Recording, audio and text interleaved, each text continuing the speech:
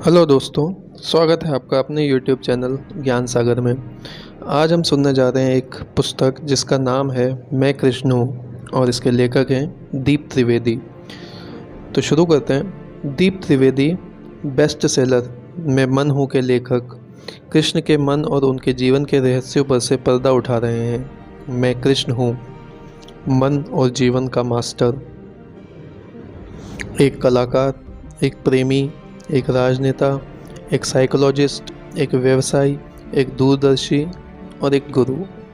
तो शुरू करते हैं इसका आज प्रथम अध्याय शुरू करते हैं आज इसका प्रथम अध्याय, मेरा जन्म। सर्दी की सुहानी शाम थी। चारों ओर साए साए कर ठंडी हवाएं बह रही थीं। मशालें जलना शुरू हो चुकी थीं। अधिकांश लोग घरों को लौट चुके थे, लेकिन मेरी तबीयत अचानक बिगड़ना शुरू हो गई थी। मैं चाहकर भी घर लौटने की परिस्थिति में नहीं था। सीने में तेज़ दर्द होना शुरू हो गया था और मुझे ना चाहते हुए भी एक पेड़ के नीचे आसरा लेना पड़ा था। आसपास कोई दिख भी नहीं रहा था तथा जोर से आवाज़ देकर किसी को बुलाने की परिस्थिति में भी नहीं था। इस समय ऐसा लगने लगा था शायद मैं जीवन की अंतिम सांसें ले रहा हूँ। हालांकि ये दुख की बात नहीं थी, क्योंकि वैसे भी उम्र 90 को पार कर चुकी थी। इस समय जो बात बुरी लग रही थी वह यह थी, मैंने अपना पूरा जीवन दुख व कष्टों में गुजारा था।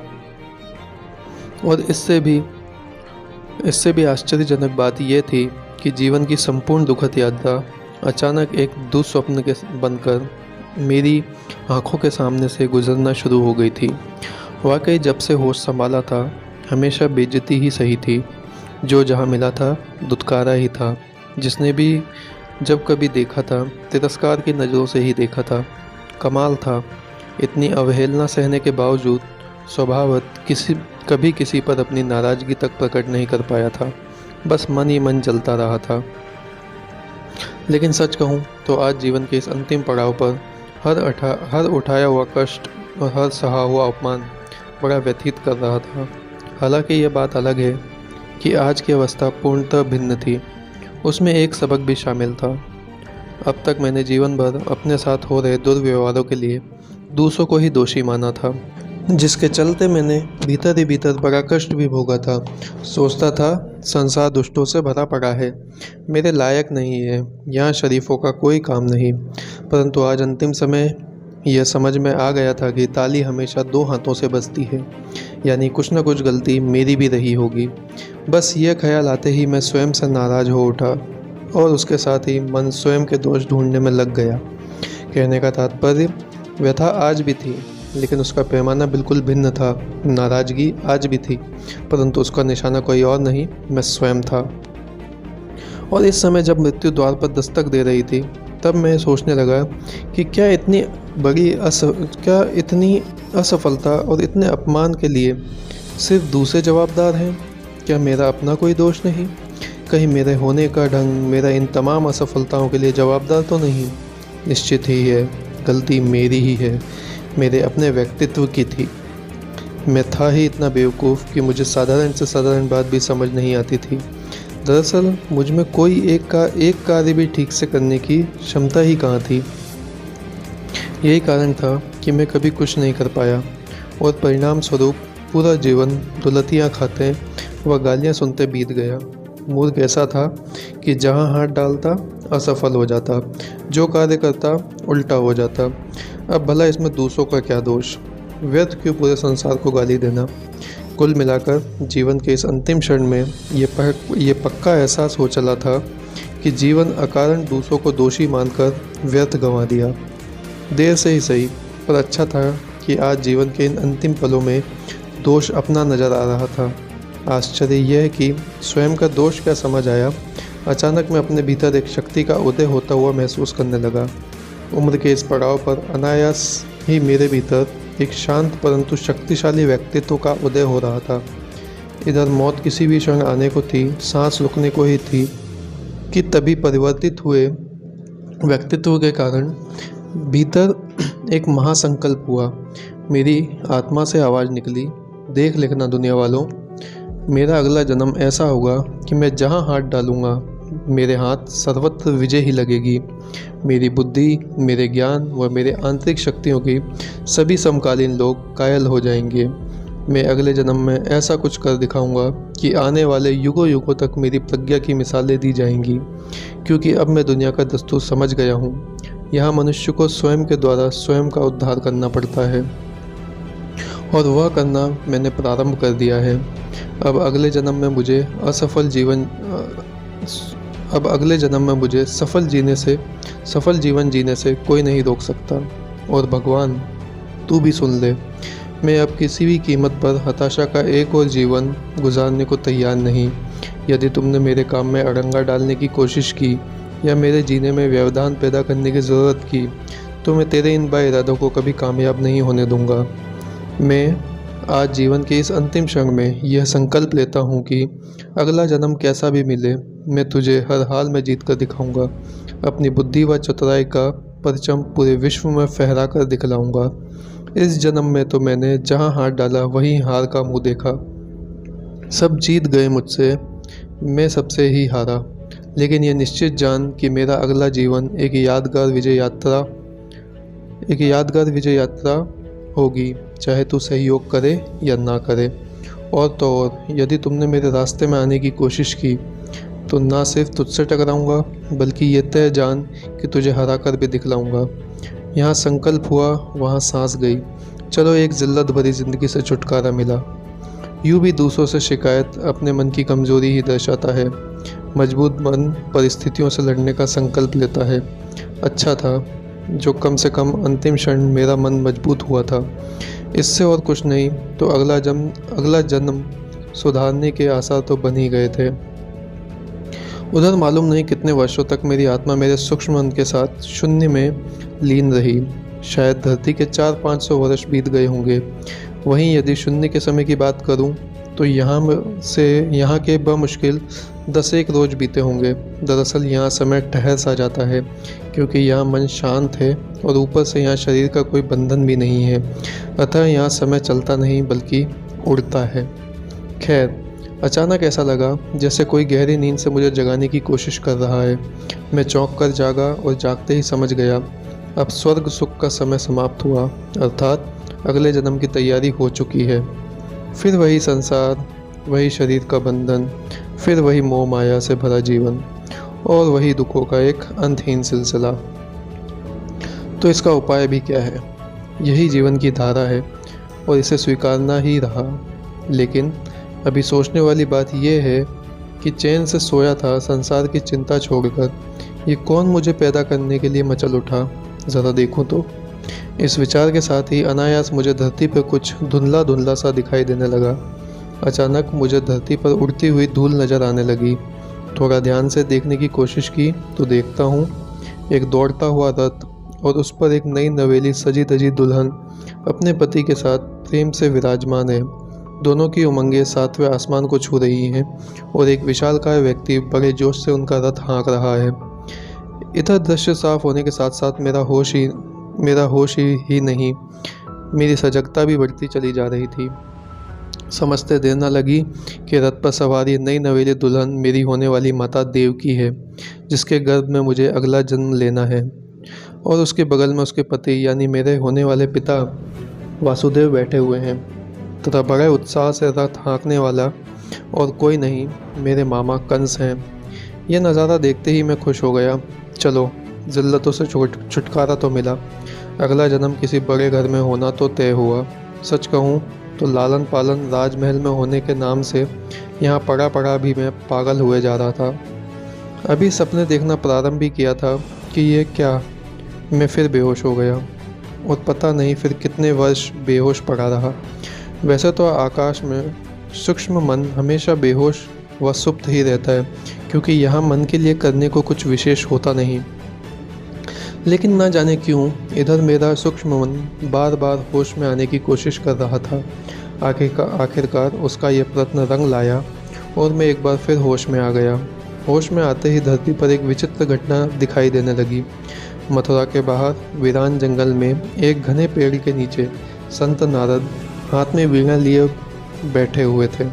दूसरी तरफ 30-40 मथुरावासी हाथ जोड़े उन्हें अपना दुखड़ा सुना रहे थे। दरअसल वे सारे मेरे मामा व मथुरा के राजा कंस के अत्याचारों की गाथा महर्षि नारद को सुना रहे थे। उनका कहना था कि कंस ने मथुरा वासियों का जीना दुश्वार कर रखा है, यहाँ तक कि उसने अपने पिता राजा उग्रसेन तक को नहीं बख्शा। दुष्ट ने उन्हें भी कैद कर लिया है। यही नहीं, उसने अपने सैनिकों को मथुरा वासियों पर जुल्म करने के लिए खुला दौर दे रखा है, और जिसके तहत उसके सिपाही जब चाहें दुकान में लूटपाट मचाते हैं, और तो और कई बार तो घरों में बहू बेटियों तक को उठाकर ले जाते हैं। वजह तो ये है कि इतना होने पर भी किसी मथुरावासी की हिम्मत नहीं कि वह कंस के अत्याचारों का विरोध कर सके। कुल मिलाकर आज मथुरा में ऐसा कोई नहीं जो उसके जुल्म के सामने आवाज़ उठा सके। 100 बातों की एक बात यह है कि आप जैसे संत के होते हुए भी हम पशुओं सा जीवन व्यतीत कर रहे हैं। कृपया इस बात पर गौर कर आप हम मथुरा वासियों पर दया फरमाएं। मैं तो यह नज़ारा देखते ही चौंक गया। अरे, ये लोग तो महर्षि नारद को मेरे मामा कंस के विरुद्ध भड़का रहे हैं, यानी अपने ही राजा के खिलाफ महर्षि के कान भर रहे हैं। चलो यहाँ तक भी ठीक, पर ये तो नारद उनकी बातों में भी आ रहे हैं, व्यर्थ भावुक हुए जा रहे हैं। और ये तो हद हो गई। अब तो लोगों का दुखड़ा सुन क्रोधित भी हो उठे हैं। अजीब प्रजा है, जिसका नमक खाती है उसी के खिलाफ जहर घोल रही है। छोड़ो उनकी तो ठीक, परंतु इन संत महाराज को क्या हो गया? कंस के अत्याचारों की गाथा सुनकर वे अपना आपा क्यों खो बैठे? व्यर्थ क्यों क्रोध से लाल पीले हुए जा रहे हैं? अरे महाराज, पहले सत्य का पता लगाओ, अच्छे से जांच पड़ताल करो, फिर फैसला करो। लेकिन नहीं, वे तो सीधे ही कंस के खिलाफ जहर उगलने लगे। मारे क्रोध के चिल्ला पड़े। लगता है कंस पूरी तरह अहंकार के वश में हो गया है। राजा जिसे प्रजा का तारणहार होना चाहिए, यदि वही उल्टा प्रजा पर जुल्म करने लगे तो फिर ऐसे राजा का विनाश सर्वहित में है। अतः मैं कंस का सर्वनाश अवश्य करूँगा। मैं तो यह सुनते ही कांप उठा। मुझे अपने सपने चकनाचूर होते दिखाई देने लगे। ये बैठे बैठे मुसीबत कहाँ से आ टपकी? ये नारद जी को क्या हो गया? मैं मन ही मन उनसे निवेदन करने लगा, नारद जी, थोड़ा सब्र से काम लो। वह मेरे होने वाले मामा हैं। यदि आप उनका सर्वनाश कर देंगे तो भला मेरा जन्म राजमहल में कैसे होगा? लगता है बदनसीबी इस जन्म में भी मेरा पीछा नहीं छोड़ने वाली। बस ये अशुभ विचार आते ही मेरे पूरे अस्तित्व पर गहरी हताशा छा गई। उधर अपना आपा पूरी तरह खो बैठे नारद दनाते हुए सीधे कंस के राजमहल जा धमके। बाहर से देखने पर ही राजमहल बड़ा भव्य नजर आ रहा था। कई बेशकीमती साजो सामान महल के कोने कोने में रखे देखे जा सकते थे। शानदार प्रवेश द्वार के बाद कई छोटे मोटे गलियारों से गुजरकर ही कंस के सभा कक्ष तक पहुंचा जा सकता था। मैं तो राजमहल की भव्यता में ही खो गया, लगा सपने देखने। अजीब दशा हो गई थी मेरी। एक तरफ जहां मन राजमहल में पैदा होने के सपने देख रहा था, तो वहीं दूसरी तरफ नारद के क्रोध से बनी बनाई बाजी बिगड़ने का डर सता रहा था। उधर कंस का दरबार भी इस समय खचाखच भरा हुआ था। वह स्वयं बड़े शान से एक ऊंचे सिंहासन पर विराजमान था, और खुशी की बात यह थी कि सभी उसके रुआब तले दबे नजर आ रहे थे, यानी आसानी से उन पर कोई आँच आए ऐसा नहीं जान पड़ रहा था। अच्छा था, पर अभी तो इधर नारद का क्रोधित स्वरूप देखते हुए कोई भी द्वारपाल या प्रहरी उन्हें रोकने की हिम्मत नहीं कर पाया। परिणाम स्वरूप दंदनाते हुए नारद ने सीधे सभागृह में प्रवेश किया। अचानक बिना किसी पूर्व सूचना के क्रोधित नारद को अपने दरबार में आया देखकर एक बार को कंस भी थोड़ा सकपका गया। हालांकि वह जल्दी संभल भी गया। निश्चित ही उसके लिए यह बिल्कुल अप्रत्याशित था, और इस अप्रत्याशित की कुछ हड़बड़ाहट उसमें अब भी बनी हुई थी। आगे उसी हड़बड़ाहट में उसने नारद को विराजमान होने का निवेदन किया। वह लगे हाथ उनके आने का कारण भी पूछ लिया, लेकिन नारद जो पहले ही क्रोध में लाल पीले हुए जा रहे थे, वे कहाँ कंस का कोई निवेदन स्वीकारने वाले थे। वे जहाँ खड़े थे वहीं खड़े रहे, और खड़े खड़े ही ऊंची आवाज़ में गर्जना की, मैं यहाँ बैठने नहीं बल्कि तेरे अत्याचारों पर लगाम लगाने आया हूँ। मैं तुझे ये चेताने आया हूँ कि तेरे सर पर तेरा काल मंडरा रहा है। नारद के मुंह से ये सुनते ही कंस हक्का बक्का रह गया। उसका मुंह खुला तो खुला ही रह गया। उधर पूरे दरबार में भी सन्नाटा छा गया। इधर नारद का क्रोधित स्वरूप देखकर और उनकी कटु वाणी सुनकर एक क्षण को तो कंस भी बुरी तरह घबरा गया, लेकिन दूसरे ही क्षण उसके चिंतन ने करवट ली। मेरे ही दरबार में, मेरे ही दरबारियों के सामने मुझे ही ललकारा। बस ये ख्याल आते ही उसकी घबराहट ने अहंकार का स्वरूप धारण कर लिया। फिर आगे उसी अहंकार के वश होकर वह बोल पड़ा, कहाँ है मेरा काल? कौन मार सकता है मुझे? कौन है मथुरा में जो सपने में भी मुझसे टकराने की सोच सकता है? कंस ने भले ही अपनी ओर से आत्मविश्वास दिखाने की कोशिश की हो, पर उधर दरबारियों पर इसका कुछ विशेष असर हुआ हो ऐसा नहीं लग रहा था। दरबार में छाई घबराहट अब भी कायम थी। वैसे दरबार में इस समय मेरे माता पिता समेत कई सम्मान्य व्यक्ति विराजमान थे, जिनमें आचार्य गर्गाचार्य व महामंत्री अनर्थ प्रमुख रूप से शामिल थे। इधर नारद की बात करूं तो कंस की अहंकार रूपी वाणी ने नारद के क्रोध को उल्टा इजाफा ही किया, और फलस्वरूप जवाब में नारद ने भी आवाज़ ऊंची करते हुए कहा, अरे दुष्ट कंस, मौत तेरे निकट ही खड़ी है, लेकिन उसे देखने के लिए आंखों पर बंधी अहंकार की पट्टी खोलनी पड़ेगी। यह सुनते ही कंस फिर ज़मीन पर आ गिरा। उसका सारा आत्मविश्वास धरा का धरा रह गया। मारे डर के उसने चारों तरफ नज़र घुमाई, लेकिन उसने अपने चारों और उसकी जी हुजूरी दरबारियों के सिवा कोई नज़र नहीं आया। फलस्वरूप उत्साह में आया कंस नारद की कटु वाणी ज़्यादा देर तक बर्दाश्त नहीं कर पाया। वैसे भी वह अपने ही दरबार में अपना अपमान कब तक सहन करता। आखिर उसने भी अपना आपा खो दिया और पागलों की तरह चिल्लाते हुए बोला, कहाँ है मेरी मौत? अरे पागल फ़कीर, मुझे तो दूर दूर तक मेरी मौत कहीं दिखाई नहीं दे रही। यह सुनते ही नारद को हंसी आ गई। शायद कंस का बौखलाना उन्हें भा गया था। अतः अब की वे बड़े शांत भाव से बोले, कंस, स्वयं का पतन देखने के लिए विवेक की जो आँख चाहिए वह तुम्हारे पास नहीं है। ये जो तेरे पास तेरी बहन देवकी खड़ी है, उसके गर्भ में ही तेरी मौत छुपी हुई है। जा, देवकी का आठवां बालक तेरी मौत का कारण बनेगा। वह तुम्हारी मृत्यु का परम कारण होगा। वह अति शक्तिशाली होगा, वह ईश्वर होगा। हा हा हा। बस इतना कहते हुए वह जोरदार ठहाका लगाते हुए नारद दरबार से चले गए। नारद का व्यवहार देख मैं थोड़ा अचंभित हुआ। अभी इतने क्रोधित थे, फिर अचानक हंसकर शांत हो गए और फिर ठहाका लगाते हुए चले भी गए। दूसरी तरफ मामा हैं जो एक बार क्रोधित हुए तो होते ही चले गए। उधर दरबारियों में भी जो घबराहट फैली थी वह नारद के चले जाने के बाद भी यथावत ही थी। ऐसा क्यों? कहीं संत का क्रोध एक अभिनय तो नहीं? वैसे तो अभिनय ही जान पड़ रहा था, तभी तो इतनी जल्दी भाव दशा परिवर्तित कर पा रहे थे। यह तो बहुत अच्छा है। क्रोध का क्रोध भी हो गया, भीतर कोई हलचल भी नहीं हुई। मैं सोचने लगा कि कहीं यही तो संत और आम मनुष्यों का फ़र्क तो नहीं। अब असल बात चाहे जो हो, पर मुझे यह देखकर खुशी हो रही थी कि मेरा मन अब चिंतन भी करने लगा था। चलो, इसी बहाने मेरे मन का विकास तो प्रारंभ हुआ। कम से कम ये तो तय हुआ कि अब इस जन्म में मैं पिछले जन्म की तरह मूर्ख नहीं होऊंगा। अब मूर्ख होऊंगा या नहीं, पर पैदा कहाँ होऊंगा? सो अभी तो यहीं के हालात बयां करूं।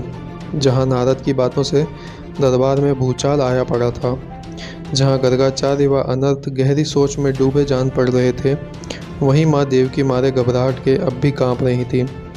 पिता वासुदेव भी पूरी तरह हिल गए थे, और इन सब के विपरीत कंस पूरी तरह खामोश था। शायद ये खामोशी उसके मन में चल रही कोई बड़ी उथल पुथल का द्योतक थी। और हुआ भी यही। नारद की बात ने कंस का मानसिक संतुलन पूरी तरह बिगाड़ कर रख दिया। अचानक कंस को क्या हुआ कि वह पागलों की तरह चिल्लाया, 8वां बच्चा, देवकी का गर्भ, मेरी मौत, पहला, दूसरा, तीसरा, चौथा, 5वां, 6वां, 7वां और 8वां। हा हा हा हा। अरे मूर्ख नारद, मैं अभी देवकी का ही वध किए देता हूँ। ना रहेगा गर्भ, ना होगा बच्चा, ना रहेगा बांस, ना बजेगी बांसुरी। और इतना कहते कहते तो उसने तलवार ही निकाल ली। यह देखते ही वासुदेव, गर्गाचार्य और अनर्थ के तो होश ही उड़ गए। बेचारी देवकी तो सूखे पत्तों की तरह कांपने लगी, और देखते ही देखते पूरे दरबार में भय व आतंक का माहौल छा गया। कहने की ज़रूरत नहीं थी, कि सबका वो बुरा हाल सबसे बुरा हाल मेरे पिता वासुदेव का था। आखिर देवकी उनकी पत्नी थी। अभी अभी तो देवकी से उनकी शादी हुई थी। साथ में हसीन जीवन जीने के कितने सपने देखे होंगे। ऐसे में उनके ही भाई द्वारा अपनी पत्नी की ऐसी क्रूर हत्या का विचार वे कैसे सह सकते थे। अब सह सकें या नहीं, पर यह तय था कि कंस के वर्तमान पागलपन को देखते हुए उसका खुला विरोध नहीं किया जा सकता था, क्योंकि इससे मामला और बिचकने वाला ही था और बिचकने का ही डर था। तो दूसरी तरफ अपनी प्यारी पत्नी को इस तरह मरते भी नहीं देखा जा सकता था, यानी बचाने का कोई प्रयत्न तो करना ही था। वासुदेव सचमुच बड़ी उलझन में फंस गए थे और आखिर जब उन्हें कुछ न सूझा तो किसी तरह हिम्मत कर अत्यंत दबी जबान में वासुदेव ने कंस से विनती की, आप एक परम शक्तिशाली राजा हैं और देव की आपकी लाडली बहन है। आपने अभी कुछ ही दिन पहले बड़े उत्साह से उसके विवाह का रथ हाँका था। फिर भी आश्चर्य है कि आप अपनी इतनी चहेती बहन की हत्या एक बच्चे के डर से करना चाहते हैं। सभी जानते हैं कि नारद तो दर दर भटकने वाला एक आवारा साधु है। यदि उसकी बातों में आकर आपने भयवश अपनी बहन का वध किया तो हो सकता है आपकी पूरी कीर्ति धूलि में मिल जाए। यह भी हो सकता है कि इससे आपकी शक्तियों की चर्चा पर भी हमेशा के लिए पूर्ण विराम लग जाए। कहीं ऐसा ना हो आपका यश भी जाता रहे और ऊपर से बहन हत्या का पाप भी लग जाए। अब भले ही वासुदेव अपनी ओर से स्थिति संभालने की कोशिश कर रहे थे, माना उन्होंने बात भी अच्छे से ही रखी थी, फिर भी इधर मेरी हालत तो अब भी गंभीर ही बनी हुई थी। बमुश्किल एक राज परिवार का गर्भ मिल रहा था, क्या अब उसकी भी हत्या हो जाएगी और वह हत्या भी मेरे ही मामा द्वारा होगी। हालांकि मामा के इस विचार मात्र से इतना तो समझ में आ ही गया था कि मथुरावासी नारद से जो शिकायत कर रहे थे वह गलत तो नहीं ही होगी। मामा के लक्षण तो कुछ ऐसे ही दिखाई दे रहे थे। अब अपनी ही बहन को मारने पर उतारू हो गए हैं। बड़ा दुष्टता का इससे बड़ा सबूत और कहाँ मिलेगा। चलो यह सब भी छोड़ो, मेरी बात करूं तो कहाँ तो मैं रात से ठाट बाट के सपने देख रहा था और कहाँ मेरा जन्म ही अधर में लटक गया था। फलस्वरूप उदासी मेरे पूरे अस्तित्व पर छा गई थी और मन वो तो निराशा के घने बादलों में हिचकोले खाने लग गया था। हालांकि यह उदासी ज़्यादा देर तक टिक नहीं पाई, क्योंकि अब मैं कोई पुराना थोड़ी ही बचा था जो एक ही झटके में हार स्वीकार लूं। अब तो मैं अपनी रक्षा हेतु हर संघर्ष के लिए तैयार था। अतः बिगड़ी बाजी संवारने हेतु मैंने एक बार फिर अपना पुराना संकल्प दोहराया। मैं अपने इस जन्म की हर हाल में रक्षा करूंगा, चाहे उसके लिए मुझे कुदरत की मर्जी से ही क्यों न टकराना पड़े। यह क्या, संकल्प दोहराते ही उसने अपना रंग दिखाना शुरू कर दिया। तत्कालिक परिस्थितियों ने भी करवट लेनी शुरू कर दी। हालांकि वासुदेव की बात सुनकर दरबार में छाई खामोशी अब भी बरकरार थी, लेकिन खुशखबरी यह थी कि कंस का क्रोध कुछ कम हुआ जान पड़ रहा था। साथ ही वह लगातार गौर से वासुदेव की ओर ऐसे देख रहा था मानो कुछ समझने की कोशिश कर रहा हो। वह बीच बीच में तिरछी निगाहों से देवकी को भी निहार लिया करता था। आखिर देवकी उसकी लाडली बहन थी और मुझे तो उसका बहन प्रेम जागा ही नजर आ रहा था। कांपती देवकी को बार बार देखने से उसका मन थोड़ा द्रवित हुआ जान पड़ रहा था। इधर मैं ही नहीं, घबराए हुए दरबारी भी कंस के हाव भाव पर नज़र बनाए हुए थे। हालांकि अभी किसी भी निष्कर्ष पर पहुंचना जल्दबाजी होगी, क्योंकि कंस की खामोशी अब भी बरकरार थी। यूँ भी एक मजे हुए राजा के मन में चल रहे विचार उसके हाव भाव से समझ पाना इतना आसान नहीं होता, और यहाँ तो और भी मुश्किल था, खासकर ये देखते हुए कि तलवार उसके हाथों में अब भी यथावत थी। हाँ, यह अलग बात थी कि किसी गहरे चिंतन में खोए होने के कारण तलवार उसके हाथ में जम सी गई थी, यानी हाल फिलहाल में वह उसका तत्कालिक उपयोग कर ले ऐसा नहीं जान पड़ रहा था। चलो यह सब तो कंस की बात हुई। उधर कंस को किसी हद तक अपने चक्कर में फंसा देख वासुदेव की हिम्मत और खुली जान पड़ रही थी। यूँ भी पासा सही पड़े तो हिम्मत आ ही जाती है। बस इसी हिम्मत के सहारे उन्होंने अपनी बात आगे बढ़ाते हुए कंस से बड़ी विनम्रतापूर्वक कहा, मेरे मन में एक योजना ने जन्म लिया है। यदि आपकी आज्ञा हो तो निवेदन करूं कंस जो पहले से ही दुविधा में फंसा हुआ था, योजना शब्द सुनते ही कुछ राहत महसूस करने लगा, क्योंकि वह न सिर्फ स्वयं की मृत्यु से बचना चाहता था, बल्कि हो सके तो अपनी प्यारी बहन की हत्या के पाप से भी छुटकारा चाहता था। और गौर से देखा जाए तो वह इसी उलझन में फंसा हुआ था। उसके लाख सोचने पर भी दोनों के साबुत बच निकलने का कोई उपाय नहीं सूझ रहा था। ऐसे में अंधा क्या मांगे, दो आंखें। बस कंस की हालत भी कुछ ऐसी ही थी। उसने तुरंत वासुदेव की ओर देखते हुए हामी में सर हिलाया, अर्थात योजना विस्तार से बताने की इजाज़त दी। इधर उत्साहित वासुदेव ने योजना सुनाने को यूं ही तत्पर खड़े थे। उन्होंने तुरंत कहना प्रारंभ किया, देवकी वध की वजह तो बेहतर यह है कि आप हमें यहीं महल में नज़र कैद कर लें। देवकी को बच्चा होते ही न सिर्फ मैं आप तक सूचना पहुंचाऊंगा, बल्कि उसे आपके चरणों में सौंप भी दिया करूंगा। फिर आप उसके साथ चाहे जो सलूक करें, हम उफ तक नहीं करेंगे। इस तरह बात महल से बाहर भी नहीं जाएगी और आपका यश भी बना रहेगा। आप बहन हत्या के पाप से भी बच जाएंगे और इससे बच्चे का भय भी जाता रहेगा। उधर अनर्थ और गर्गाचार्य ने तुरंत वासुदेव की बात का समर्थन किया। शायद वे भी देवकी की हत्या के पक्ष में कतई नहीं थे। वही बात कुछ न कुछ कंस के भी समझ में आ रही थी। वैसे भी यही एक योजना थी जो कंस की सारी इच्छाओं को एक साथ पूरा कर सकती थी। कुल मिलाकर आगे कंस को उस पर लंबे चिंतन की आवश्यकता नहीं पड़ी। बस कुछ देर सोच विचार के बाद ही वह उस पर राजी हो गया। राजी होते ही वह काफ़ी निश्चित भी हो गया, और निश्चितता क्या आई, उसका क्रोध तिरोहित हो गया।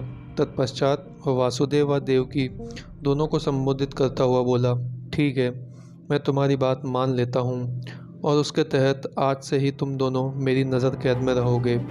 यह सुनते ही माता पिता समेत पूरे दरबार ने राहत की सांस ली, और मुझे कितनी राहत मिली इसका तो आप अंदाज़ा भी नहीं लगा सकते। इससे कम से कम मेरा राजघराने में जन्म तो तय हो गया। हालांकि ये मेरी बात हुई। उधर चतुर कंस ने बात को और स्पष्ट करने के उद्देश्य से वासुदेव को संबोधित करते हुए कहा, देवकी को संतान होते ही सौंपने की जवाबदारी वासुदेव तुम्हारी रहेगी, और ध्यान रहे मैं उसे पैदा होते ही मार डालूंगा। नारद की भविष्यवाणी। हा हा हा। कंस की मौत। हा हा हा। बस इतना कहकर ठहाका लगाता हुआ कंस दरबार से चला गया। निश्चित ही वह पूरी तरह निश्चिंत हो चुका था, परंतु इधर देवकी यह सब सुनते ही अर्धमूर्छित होकर वासुदेव की बाहों में गिर पड़ी। निश्चित ही ये अपने बच्चे की संभावित हत्या का असर था, लेकिन इसके विपरीत वासुदेव ये सोचकर खुश थे कि चलो हाल फिलहाल के लिए तो मेरी प्यारी पत्नी के सिर से बला टल गई। लो कर लो बात, आपकी पत्नी की तो जान बच गई, पर मेरा क्या? मैं पैदा होते ही मारा जाऊंगा, उसका क्या? न सिर्फ मैं आसमान से उठाकर ज़मीन पर पटक दिया गया था, बल्कि इधर भी दृश्य कमाल का हो गया था। एक तरफ उधर जहाँ माँ बेहोश थी, दूसरी तरफ इधर उसके संभावित लाल के होश उड़े हुए थे। खैर, देव की तत्काल प्रभाव से अपने ही कक्ष में नज़र कैद कर ली गई। साथ ही हाथों हाथ कंस ने देवकी पर 24 घंटे नज़र रखने हेतु 4 सेविकाओं की अलग से नियुक्ति भी कर दी, और इसके साथ देखते ही देखते देवकी के हसीन वैवाहिक जीवन के सपने चकनाचूर हो गए। अभी तो शादी हुई थी, बेचारी ने क्या क्या सपने देखे होंगे, और ले देकर मिली यह नज़र कैद, और साथ ही मिला आने वाले बच्चों व उनकी मौत का एक लंबा इंतज़ार। शायद आज देवकी संसार की सबसे लाचार माँ थी, और मैं उसका सबसे लाचार बच्चा, जो मरने के लिए ही पैदा होने जा रहा था।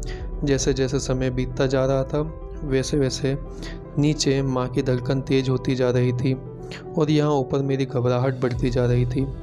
और समय था जो हमारी फिक्र किए बिना अपनी गति से बहे जा रहा था।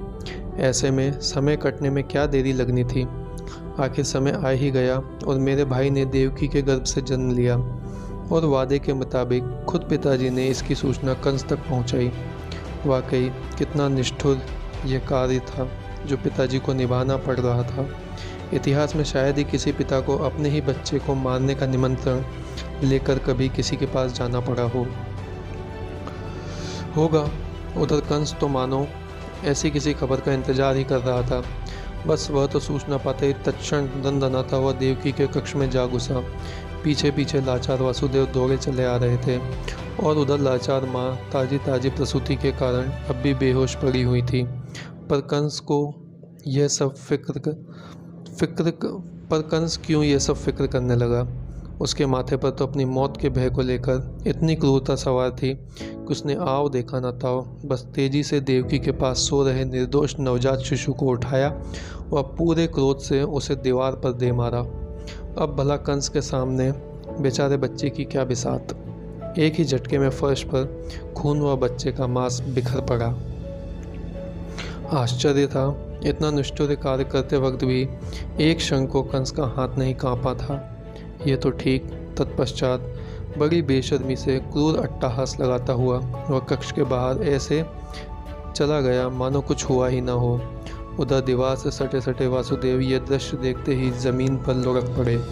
यह तो अच्छा था कि माँ बेहोश थी, नहीं तो यह क्रूर दृश्य देखकर उसका क्या होता। शायद वह मुझे जन्म देने के लिए जीवित ही ना बचती। और अपनी मनोदशा क्या बताऊं? क्या इतनी निष्ठुर मौत पाने के लिए ही मैं पैदा होने जा रहा था? क्या मेरा बेहतर जीवन जीने का संकल्प व्यर्थ चला गया? नहीं, मेरा संकल्प कभी व्यर्थ नहीं जा सकता। बस कोई अन्य आसरा न देख बार बार यही दिलासा स्वयं को दिलाए चले जा रहा था। हालात ऐसी थी कि दिलासे की ज़रूरत भी मुझे थी और दिलासा देने वाला भी मेरे अलावा कोई और न था। अब तो धीरे धीरे हर वर्ष अपने जन्म का इंतज़ार करना और जन्म न होने पर यह दृश्य देखने को तैयार रहना मेरा भाग्य हो गया था। कुल मिलाकर अगले 3 वर्षों में मैं अपने 3 भाइयों की ऐसी क्रूर हत्या देख चुका था। वही वासुदेव का कंस को सूचना देना और कंस का क्रूरतापूर्वक बच्चे को मारना, बस यही सिलसिला चल पड़ा था। यानी वर्ष भर इस दुर्भाग्यशाली क्षण का इंतज़ार करना, फिर यह क्रूर कृत्य देखना।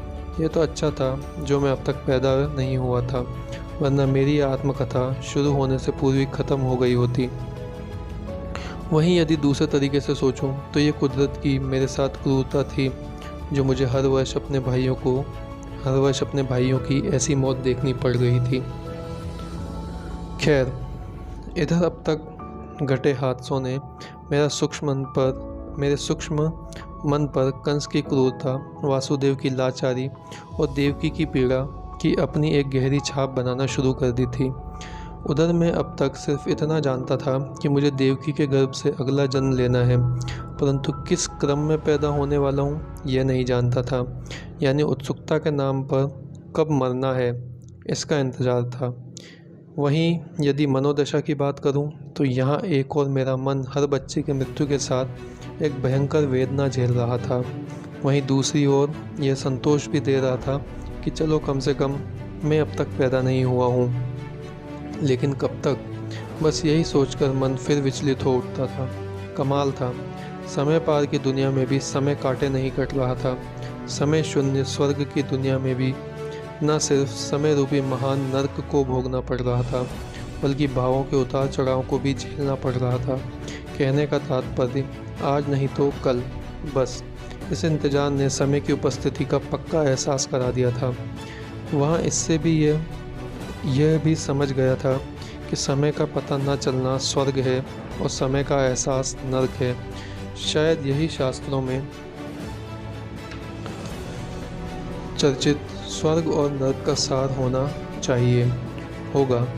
मेरे लिए तो अभी सुकून की बात यह थी कि जिस मन ने पिछले जन्म में जीवन भर सिर्फ वेदना का अनुभव किया था, वही मन इस समय विकट परिस्थितियों के बावजूद प्रमाण में काफ़ी कम विचलित था। ऐसे मेरे मानसिक विकास के लिए एक बड़ी उपलब्धि के रूप में देखा जा सकता है। निश्चित ही मन को हो रहा यह विकार उत्साहवर्धक भी था और महत्वपूर्ण भी, क्योंकि शरीर का साथ तो एक जन्म का होता है, पैदा होते ही मर भी गया तो क्या फ़र्क पड़ना था, परंतु मन का साथ तो जन्मों जन्मांतर का होता है, अतः उसका विकास ज़्यादा मायने रखता है। खैर, आपको याद होगा पूर्व जन्म में मृत्यु के समय जब मैंने अपने पूरे जीवन का विश्लेषण किया था, तभी यह समझ गया था कि मनुष्य के असफल जीवन के लिए कोई और नहीं, उसका स्वयं का व्यक्तित्व ही सब जवाबदार होता है। शायद शायद वही विश्लेषण का गुण मुझ में तेज़ी से बढ़ता जा रहा था। अर्थात इस समय मेरा मन वेदना, संतोष और विश्लेषण के मिले जुले अनुभवों से गुजर रहा था। लेकिन दुर्भाग्य से मृत्यु के समय उजागर हुए संकल्प का कहीं कोई पता न था। चलो, संकल्प ना सही, विश्लेषण ही सही। सुख कुछ नहीं तो समय काटने हेतु विश्लेषणता के तौर पर अब तक की घटनाओं का विश्लेषण ही कर लिया जाए। और अब तक की घटनाओं के विश्लेषण से तो ये समझ में आ ही गया था कि दुख, चिंता, व्यथा, भय आदि सब कुछ समय ही है, क्योंकि मैंने माता पिता के दुख को समय के साथ कम या ज़्यादा होते हुए देखा था और साथ ही मैंने समय के साथ कंस के क्रोध को भी ऊपर नीचे होते देखा था। यदि ये सत्य है तो फिर मैं व्यर्थ चिंता क्यों करूं? हो सकता है मेरी वर्तमान व्यथा भी समय से ज़्यादा कुछ ना हो, और यदि ऐसा ही है तो फिर सारी चिंताएं समय पर ही क्यों ना छोड़ दी जाए। लो, ये विचार आते ही ना सिर्फ मेरी व्यथा विलुप्त हो गई, बल्कि समय की बात समय पर छोड़ते ही आश्चर्यजनक रूप से मन में आत्मविश्वास जैसे महत्वपूर्ण गुण का उदय होने लगा। उस पर खुशखबरी यह है कि यहाँ मेरा आत्मविश्वास बढ़ा, वहाँ कंस की मनोदशा में फ़र्क आने लगा। दरअसल 4 बच्चों की हत्या कर कंस अब काफ़ी हद तक आश्वस्त हो चुका था और आगे उसे बाकियों की हत्या में कोई अड़चन दिखाई नहीं दे रही थी। बस खुद के आश्वस्त होते ही उसे एक बार फिर अपनी प्यारी बहन देवकी का ख्याल आया।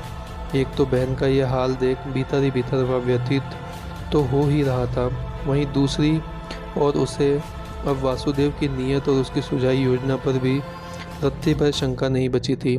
अतः वह कोई ऐसा मार्ग खोजने के चक्कर में था जहाँ से सांप भी मर जाए और लाठी भी ना टूटे, यानी उसका काल भी मर जाए और देवकी को अतिरिक्त पीड़ा भी ना उठानी पड़े। अब उत्तम विचार हो तो उत्तम योजना को जन्म लेने में क्या देर। योजना हाजिर हो गई। उसने सोचा, जब मेरा काल देवकी की 8वीं संतान है तो व्यर्थ क्यों अन्य भांजों को मारूं, क्यों ऐसा कर व्यर्थ अपनी बहन की पीड़ा और बढ़ाऊं। उधर जब कंस ने अपने इस शुभ विचार से आचार्य गर्गाचार्य को अवगत कराया तो आचार्य जी मारे खुशी के उछल पड़े। उन्होंने कंस के इस विचार को अति शुभ और योग्य बताया। इधर मामा का ये शुभ विचार सुनकर स्वाभाविक तौर पर यह भांजा भी काफ़ी खुश हुआ। चलो, मेरे बचने का कोई मार्ग तो खुला, आज मार्ग खुला है तो कल बच भी जाएंगे।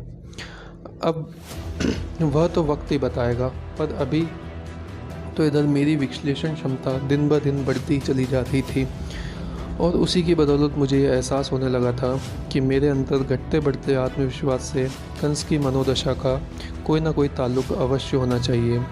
मेरे पास इसका पक्का सबूत भी था, क्योंकि जब भी मेरा आत्मविश्वास बढ़ता था मेरे बचने का कोई ना कोई मार्ग निकल ही आता था। वहीं दूसरी तरफ जैसे ही मेरा आत्मविश्वास घटता था तत्क्षण कंस रूपी मौत सर पे मंडराने लगती थी। इसका अर्थ तो ये हुआ कि 2 मनुष्यों की मनोदशाओं में कुछ न कुछ संपर्क सूत्र अवश्य होना चाहिए, और यदि ऐसा है तो कहीं न कहीं मनुष्य की आपसी मनोदशा का उनके भविष्य से कुछ न कुछ ताल्लुक भी अवश्य होना चाहिए। तभी तो देखो ना, कंस ने तुरंत अपने इस शुभ विचार पर अमल भी कर दिया। तत्काल प्रभाव से उसने माँ पर लगाया कड़ा पहरा हटा दिया। हालांकि उसकी नज़र कैद अब भी जारी थी, पर अच्छी बात यह थी कि लोगों के आने जाने पर लगा प्रतिबंध हटा दिया गया था। यह वाकई अच्छा हुआ था। इससे और कुछ नहीं तो कम से कम इस बहाने वह किसी के साथ अपना दुख तो बांट सकती थी। चलो, ये तो देवकी की बात हुई, पर इधर मुझे अपने विश्लेषण मन की बदौलत एक बड़ा आश्चर्यजनक सबक भी सीखने को मिल रहा था। कहने को तो कंस अपनी बहन को बहुत प्यार करता था, फिर भी मानवीय फितरतों की तारीफ तो करनी ही होगी कि बावजूद इसके वह इतनी आसानी से उसकी 4 संतानों का वध कर पाया था। शायद मनुष्य का प्यार तब तक ही होता है जब तक उसकी अपनी जान पर नहीं बनाती। खैर, अभी जो मेरी जान पर बनी हुई है पहले उसकी चर्चा कर लूँ। यहाँ सावधानीवश कंस ने माँ पर भले ही पहरा जारी रखा था, पर पिताजी पर अब कोई पहरा न था, यानी वे अब पूर्ण रूपेण स्वतंत्र थे। उनके राजमहल ही नहीं, मथुरा के बाहर आने जाने पर भी कोई प्रतिबंध न था। बात भी साफ थी, जिसे गर्भ होना था वह अब भी नज़र कैद में ही थी, कहने की ज़रूरत नहीं कि कंस के इस कदम से पूरे परिवार ने राहत की सांस ली थी। कह रहा हूँ ना कि हमारी मनोदशा का हमारे भविष्य से सीधा ताल्लुक है। हालांकि उधर अभी सांत्वना के कुछ पल ही गुजरे थे कि एक दिन अचानक कहीं से महर्षि नारद फिर मथुरा आ धमके। शायद वे कंस व मथुरावासियों पर अपनी भविष्यवाणी का असर देखने आए थे, लेकिन उनके मथुरा आगमन के साथ ही न जाने क्यों मेरी धड़कन तेज हो गई थी। मन में डर लगने लगा कि कहीं ये फिर जमा जमाया खेल बिगाड़ ना दें। वैसे भी ये संभव ही था, क्योंकि ये सारी हलचल उन्हीं की पैदा की हुई थी। खैर, वे आते ही मथुरा का हालचाल जानने सीधा गर्गाचार्य के पास गए। जब उन्होंने नारद को बताया कि कंस अब तक देवकी की 4 संतानों को मार चुका है, तो ये सुनकर नारद बहुत प्रसन्न हुए। उनकी इस प्रसन्नता ने मेरे मन में घबराहट फैला दी। वह तो फैलनी ही थी, क्योंकि बात ही मेरी समझ के बाहर हो गई थी। सच कहूँ तो मुझे उनकी इस लड़ता पर बड़ा क्रोध भी आया। ये तो ठीक, पर जब गर्गाचार्य ने उन्हें आगे बताते हुए कहा कि कंस ने जब अपना इरादा बदल दिया है और उसने आगे सिर्फ देवकी के 8वें शिशु का वध करना तय किया है, तो यह सुनते ही प्रसन्न नारद अचानक उदास हो गए। यहाँ तक भी ठीक, पर तत्क्षण उनके चेहरे पर चिंता की एक लकीर उभर आई। यह तो हद हो गई। मैं जो पहले ही नारद की प्रसन्नता का कारण नहीं समझ पा रहा था, उनके चेहरे पर उभरी चिंता ने मुझे और बड़ी दुविधा में डाल दिया। क्योंकि जिस खबर से किसी संत को प्रसन्न होना चाहिए था, उससे वे दुखी हो रहे थे, और जिस बात से संत हृदय को पीड़ा होनी चाहिए थी, उससे वे प्रसन्न हो उठे थे। उनका तो सारा गणित ही उल्टा था। सच कहूँ तो मुझे तो यह आदमी ही उल्टी खोपड़ी का दिखाई दे रहा था। जब से आया था, मेरे और मेरे परिवार के जीवन में सब उलट पुलट करके रख दिया था। अब नारद क्या थे और क्या चाहते थे, ये तो मैं नहीं समझ पा रहा था। लेकिन एक बात तय थी कि उनके इस व्यवहार से मेरा आत्मविश्वास पूरी तरह डगमगा गया था। होगा मेरे हाथ में था ही क्या, सिवाय कंस व नारद के बीच चल रहे तमाशा देखने के। सो वही देख रहा था। यहाँ उस तमाशे की अगली कड़ी के रूप में गर्गाचार्य की बात सुनते ही चिंतित नारद दंदनाते हुए सीधा कंस के राजमहल जा पहुँचे। वह उस समय अपने बगीचे में ही टहल रहा था। निश्चित ही कंस इस समय आश्वस्त मनोदशा में जी रहा था, और उधर नारद को कंस की ये निश्चिंतता भापते देर न लगी।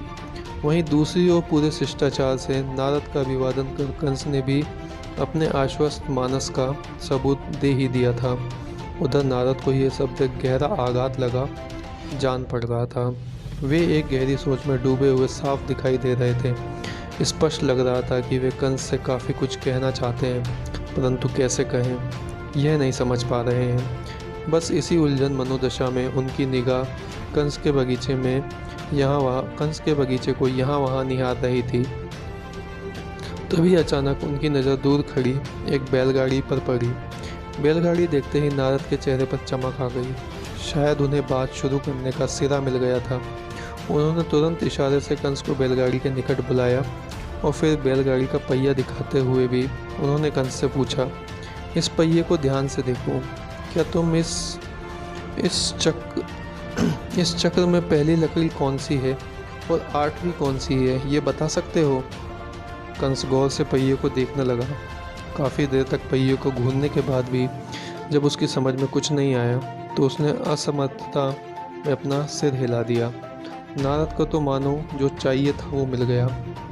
तुरंत उन्होंने हंसते हुए कहा, इसी तरह देवकी की 8 में से एक शिशु तुम्हारा काल है, परंतु वो कौन सा है ये दावे से नहीं कहा जा सकता। वह पहला भी हो सकता है और 8वां भी। यह सुनते ही कंस तो एकदम नारद के चरणों में गिर पड़ा। तुरंत 2 हाथ जोड़ते हुए बोला, आपने मुझे ठीक समय पर ठीक ज्ञान दिया, वरना अनर्थ हो जाता। यदि आप मुझे नहीं चेताते तो आज मेरी ही मूर्खता के कारण मेरा काल मेरे हाथों से फिसल जाता। मैं अब देवकी की सारी संतानों का वध करूंगा, एक को भी जीवित नहीं छोड़ूंगा।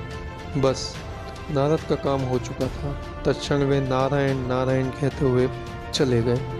इस समय उनके चेहरे पर एक रहस्यपूर्ण हास्य उभर आया। निश्चिंतता तो ऐसी छाई थी मानो उनका कोई योजना साकार हो गई हो। और यह सब देख मैं यह चिंता के एक गहरे भंवर के पास पहुंच चुका था, गहरे भंवर में फंस चुका था। साथ ही इससे यह बात और भी पक्की हो गई थी कि मनुष्य की मनोदशा का उसके जीवन से गहरा ताल्लुक है, क्योंकि जैसे ही मुझ में आत्मविश्वास जागा था, कंस को शुभ विचार आना प्रारंभ हो गए थे। वहीं मेरे आत्मविश्वास के लोप होते ही नारद ने अपना चक्कर चला दिया था। अर्थ स्पष्ट था कि हमारी मनोदशा के अनुसार ही हमारे चारों ओर घटनाएं घट रही हैं, और यदि ऐसा है तो हर घटना हमारी मनोदशा का निमित्त मात्र हुई। अर्थात यदि मैं अपना खोया आत्मविश्वास किसी तरह फिर से प्राप्त कर लूं, तो अब भी बचने का कोई मार्ग खुल सकता है, परंतु कैसे? आखिर खोया हुआ आत्मविश्वास फिर प्राप्त करना इतना आसान थोड़े होता है। खैर छोड़ो, आत्मविश्वास तो लौटेगा तब लौटेगा, तब तक कुछ विश्लेषण ही कर लिया जाए, क्योंकि नारद के संबंध में मैं अपनी कोई पक्की राय नहीं बना पा रहा था। दरअसल एक तो उनके रहस्यमय हास्य ने मेरे मन को बुरी तरह भ्रमित कर रखा था, और ऊपर से मेरे विश्लेषण का प्रशंसक सार भी कुछ भ्रमित करने वाला ही था। कुल मिलाकर इन दोनों के मेल ने मुझे नारद के बारे में पूरी तरह असमंजस में डाल दिया था। चाहे जो हो, एक बात तो स्पष्ट थी कि या तो वह साधु के रूप में छिपा हुआ शैतान है, या फिर राक्षस स्वरूप में स्वयं को छिपाए कोई परम ज्ञानी है। हालांकि मैं यह भी नहीं जानता था कि मेरा मन अभी इतना विकसित नहीं हुआ है कि वह नारद को ठीक ठाक विश्लेषण कर सके। अतः इसके पहले कि मैं पागल हो जाऊं, मैंने इस गहन विश्लेषण पर पूर्ण विराम लगाना ही उचित समझा। वैसे भी सच कहूं तो नारद तो एक बहाना था। दरअसल मैं तो किसी तरह स्वयं को निश्चिंत करने में लगा हुआ था, ताकि अपना खोया हुआ आत्मविश्वास दोबारा पा सकूं। यानी मेरा यह सारा विश्लेषण आत्मविश्वास दोबारा पाने की कवायद का एक हिस्सा था, और निश्चित ही खोई परिस्थिति को फिर से अपने पक्ष में करने के लिए यह आवश्यक भी था, क्योंकि अब तक के अनुभवों से मैं ये निर्विवाद सत्य तो समझ ही चुका था कि मनुष्य की मनोदशा का उसके भविष्य से सीधा ताल्लुक है। बस यही सब सोचते सोचते मुझे अचानक अपना पिछला जन्म याद आने लगा। उसके साथ ही याद आया वो संकल्प जो मरते वक्त मुझसे हुआ था। अगले जन्म में मैं हर हाल में सिर्फ विजय के रथ पर सवार रहूँगा, और उसके लिए मुझे चाहे जो करना पड़े करूँगा। अर्थात इस जन्म में मुझे स्वयं को इतनी शक्ति से भरना था कि वक्त पड़ने पे मैं ईश्वर से भी टकरा सकूं। अरे पगले, तो कर्म करा, यही तो वक्त है ईश्वर से टकराने का। वह भले ही तुझे मौत के मुंह में भेजने की योजना बना रहा हो, पर तू उसे जी कर दिखला दे। वह भी आम जीवन नहीं, एक शानदार जीवन। हाँ, तो वह तो जीना ही होगा। कोई ऐसे ही मरने को थोड़े ही जन्मूंगा। कुल मिलाकर मैं स्वयं के विश्वास जगाने हेतु यही संकल्प बार बार दोहराने लगा। तभी मैंने वह दृश्य देखा जिसकी कल्पना तक नहीं की थी। मैंने पिताजी को गोकुल जाते हुए देखा। वे बड़े प्रसन्न भी नजर आ रहे थे।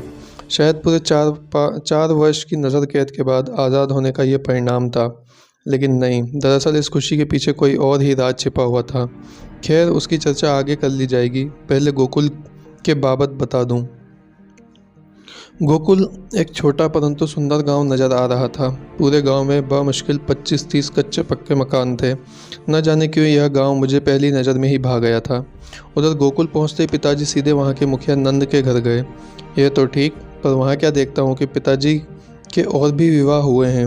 वासुदेव की दूसरी पत्नी रोहिणी वहीं नंद के घर पर रह रही थी, और कहने की ज़रूरत नहीं कि पिताजी उनसे मिलने गोकुल गए हुए थे। यानी समझ गए ना, यही उनकी खुशी का असली राज था। साथ ही पिताजी के रोहिणी के प्रति व्यवहार से यह भी स्पष्ट हो रहा था कि वह उनकी सबसे प्रिय पत्नी थी। और मज़े की बात तो यह कि उससे उनके 11 बच्चे भी थे। यह सब देखकर मुझे कम से कम इस बात का संतोष हुआ कि कंस ने भले ही मेरे 4 भाइयों को मार डाला, पर चलो मेरे अन्य भाई बहन गोकुल में जीवित हैं। बस वर्तमान विपरीत परिस्थितियों में इस ख्याल मात्र से ही मन बहुत प्रफुल्लित हो उठा। दूसरी ओर नंदजी व वासुदेव जी की बात से यह भी पता चला कि पिताजी की कुल 14 शादियां हो चुकी हैं, जिनमें कुछ तो मेरी होने वाली माँ देवकी की सगी बहनें हैं। इधर पिताजी का विशाल कुटुंब देखकर मेरा मन भी विशाल होने लगा, और मन की विशालता के साथ ही यह भी यकीन हो चला था कि शायद मैं ही देवकी की 8वीं संतान हूँ। तभी मेरे कानों में नारद की आवाज़ गूंजने लगी। देवकी की 8वीं संतान तेरा काल होगा, वह अत्यंत शक्तिशाली होगा, वह ईश्वर होगा। अच्छा, यानी मैं, क्योंकि शायद मैं ही तो देवकी की 8वीं संतान होने जा रहा हूँ। तो क्या मैं शक्तिशाली होऊंगा, मैं ईश्वर होऊंगा? अब आगे क्या होगा यह तो नहीं मालूम, पर इस समय पिताजी के विशाल कुटुंब व नारद की भविष्यवाणी के तालमेल ने मुझे बड़ा सहारा दिया। मैं तो वैसे ही अपना खोया आत्मविश्वास प्राप्त करने हेतु लगा हुआ था, और आप तो जानते ही हैं कि एक टूटे हुए व्यक्ति को ईश्वर का सहारा जल्दी रास आ जाता है। सो मैं भी स्वयं में यही विश्वास जगाने लगा, हाँ मैं ईश्वर हूँ। ईश्वर ही क्यों, मैं तो ईश्वरों का भी ईश्वर हूँ, क्योंकि ईश्वरों की मर्जी से तो मुझे मरने में ही, जबकि मैं तो उसकी मर्जी के खिलाफ जाकर भी जीना चाहता हूँ, और वह भी साधारण जीवन नहीं अपितु सफलताओं से भरा जीवन। तो फिर ईश्वरों का ईश्वर हुए बगैर यह संभव ही कहाँ। अब ईश्वर की नीयत तो शुरू से ही मेरे बाबत ठीक नहीं, वह तो मुझे भेज ही मरने के लिए रहा है। ऐसे में उसके भरोसे और कैसे जी सकता हूँ, वरना वह तो मुझे मौत के मुंह में समाकर ही दम लेगा। नहीं नहीं, मैं अपना ईश्वर खुद बनूंगा। यानी मन अचानक बड़े विचारों व संकल्प से भरने लगा। खैर, चाहे जो हो, शायद ईश्वर एक ऐसा शब्द है जिसका ख्याल आते ही मन हजारों दिशाओं में दौड़ने लगता है। लेकिन एक बात अच्छी थी कि दौड़ दौड़ कर भी मेरा मन अंत में स्वयं में ही स्थिर हो रहा था। इससे मुझे ये समझ में आ गया कि अपने जीवन का ईश्वर स्वयं बने, बगैर मेरा उद्धार नहीं। ऐसा सुविचार क्या आया, एक बार फिर मेरा आत्मविश्वास तेजी से बढ़ने लगा, और इसके साथ ही मनुष्य जीवन का एक और गणित मेरे जहन में साफ हो गया कि स्वयं को अपने जीवन का ईश्वर मानने से आत्मविश्वास बढ़ता है, जबकि अन्य ईश्वरों के भरोसे जीने से आत्मविश्वास कमज़ोर हो जाता है। और अपना यही अनुभव मैंने गीता में दोहराया था। आपको याद होगा, जब अर्जुन बार बार शस्त्रों वेदों की दुहाई दे रहा था, तब मैंने उसे अपना यही अनुभव तो सुनाया था कि हजारों तरह की वाणी सुनकर विचलित हुई तेरी बुद्धि जब तक एक परमात्मा में भली भांति स्थिर हो जाएगी, यानी तेरी अपनी आत्मा में स्थित हो जाएगी, तब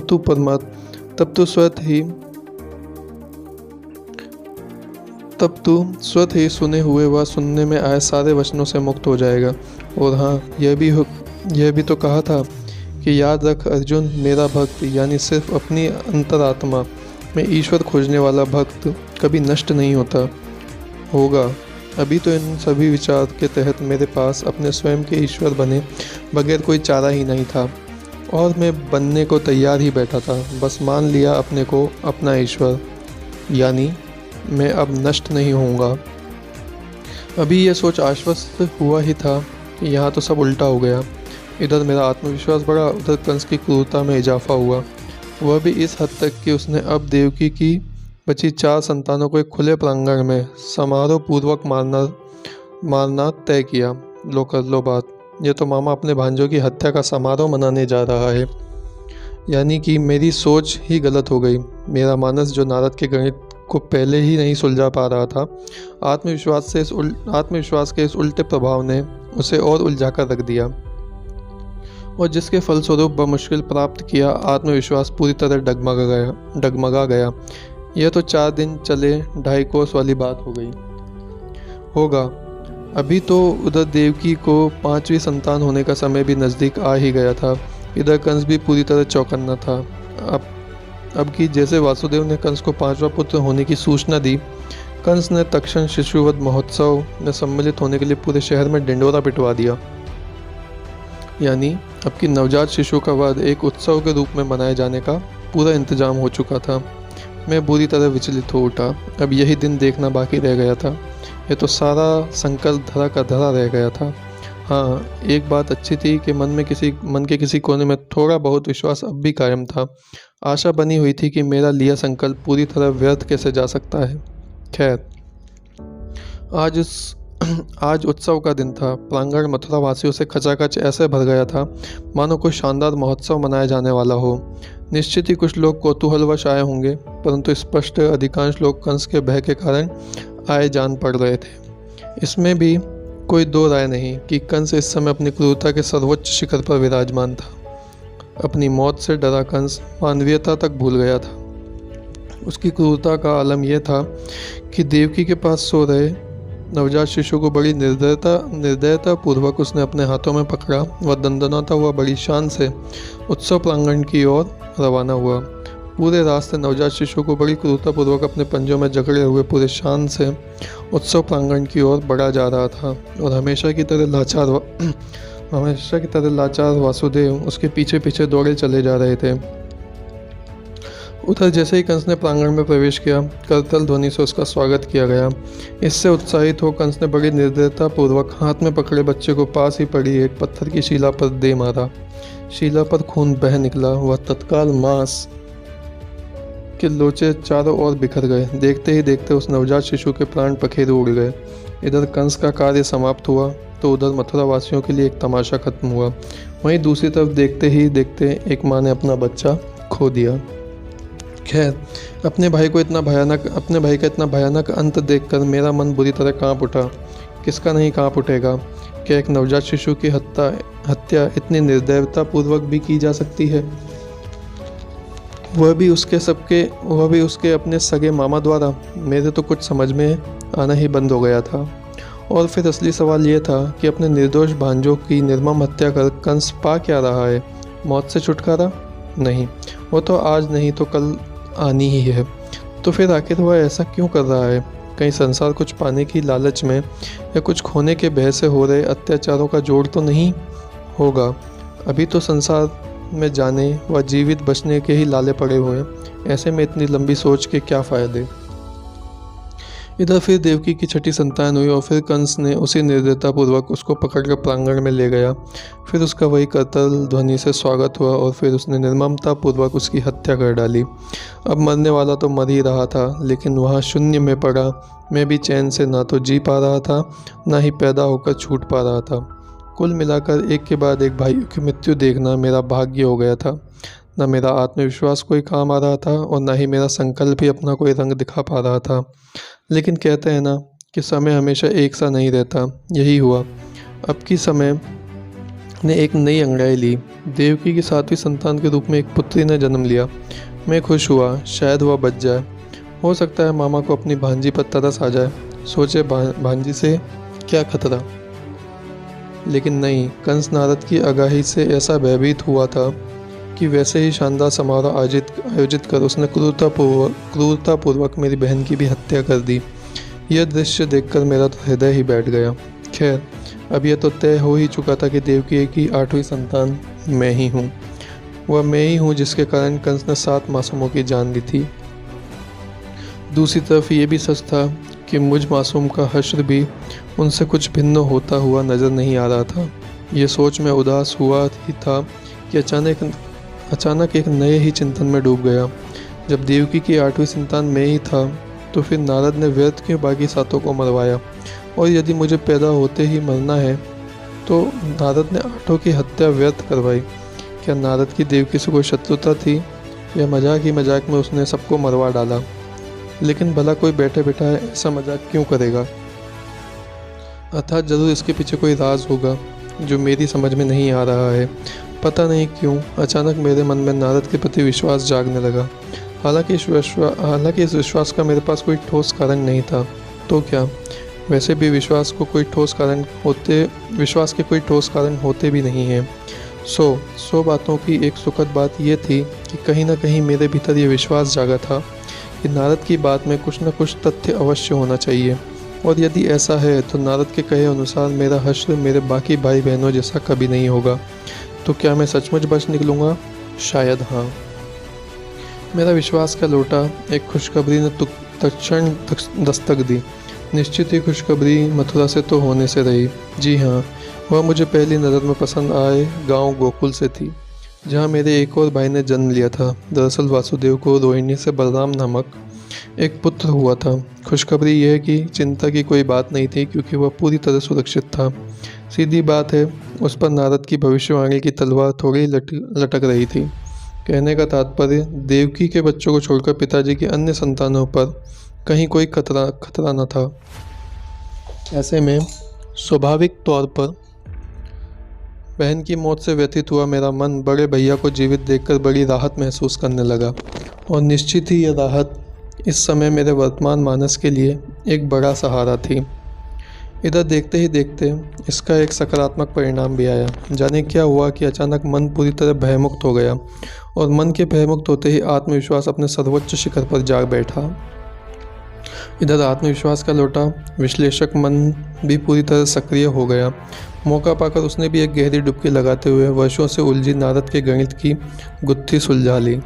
अब नारद का चक्कर पूरी तरह मेरी समझ में आ गया था। मेरा अंदेशा ठीक निकला था। नारद परम ज्ञानी थे। उन्होंने सचमुच बड़ा ऊंचा दाव खेला था। जैसे दाव तो गुत्थी सुलझाकर मैंने भी कोई छोटा नहीं खेला था। इधर गुत्थी क्या सुलझी, गर्व नामक एक नए भाव ने मेरी मुलाकात हुई। जी हाँ, अचानक स्वयं के चिंतन पर गर्व करने लगा। खैर, पहले नारद के चलाए चक्कर की चर्चा कर ली जाए तो उसका गणित साफ था।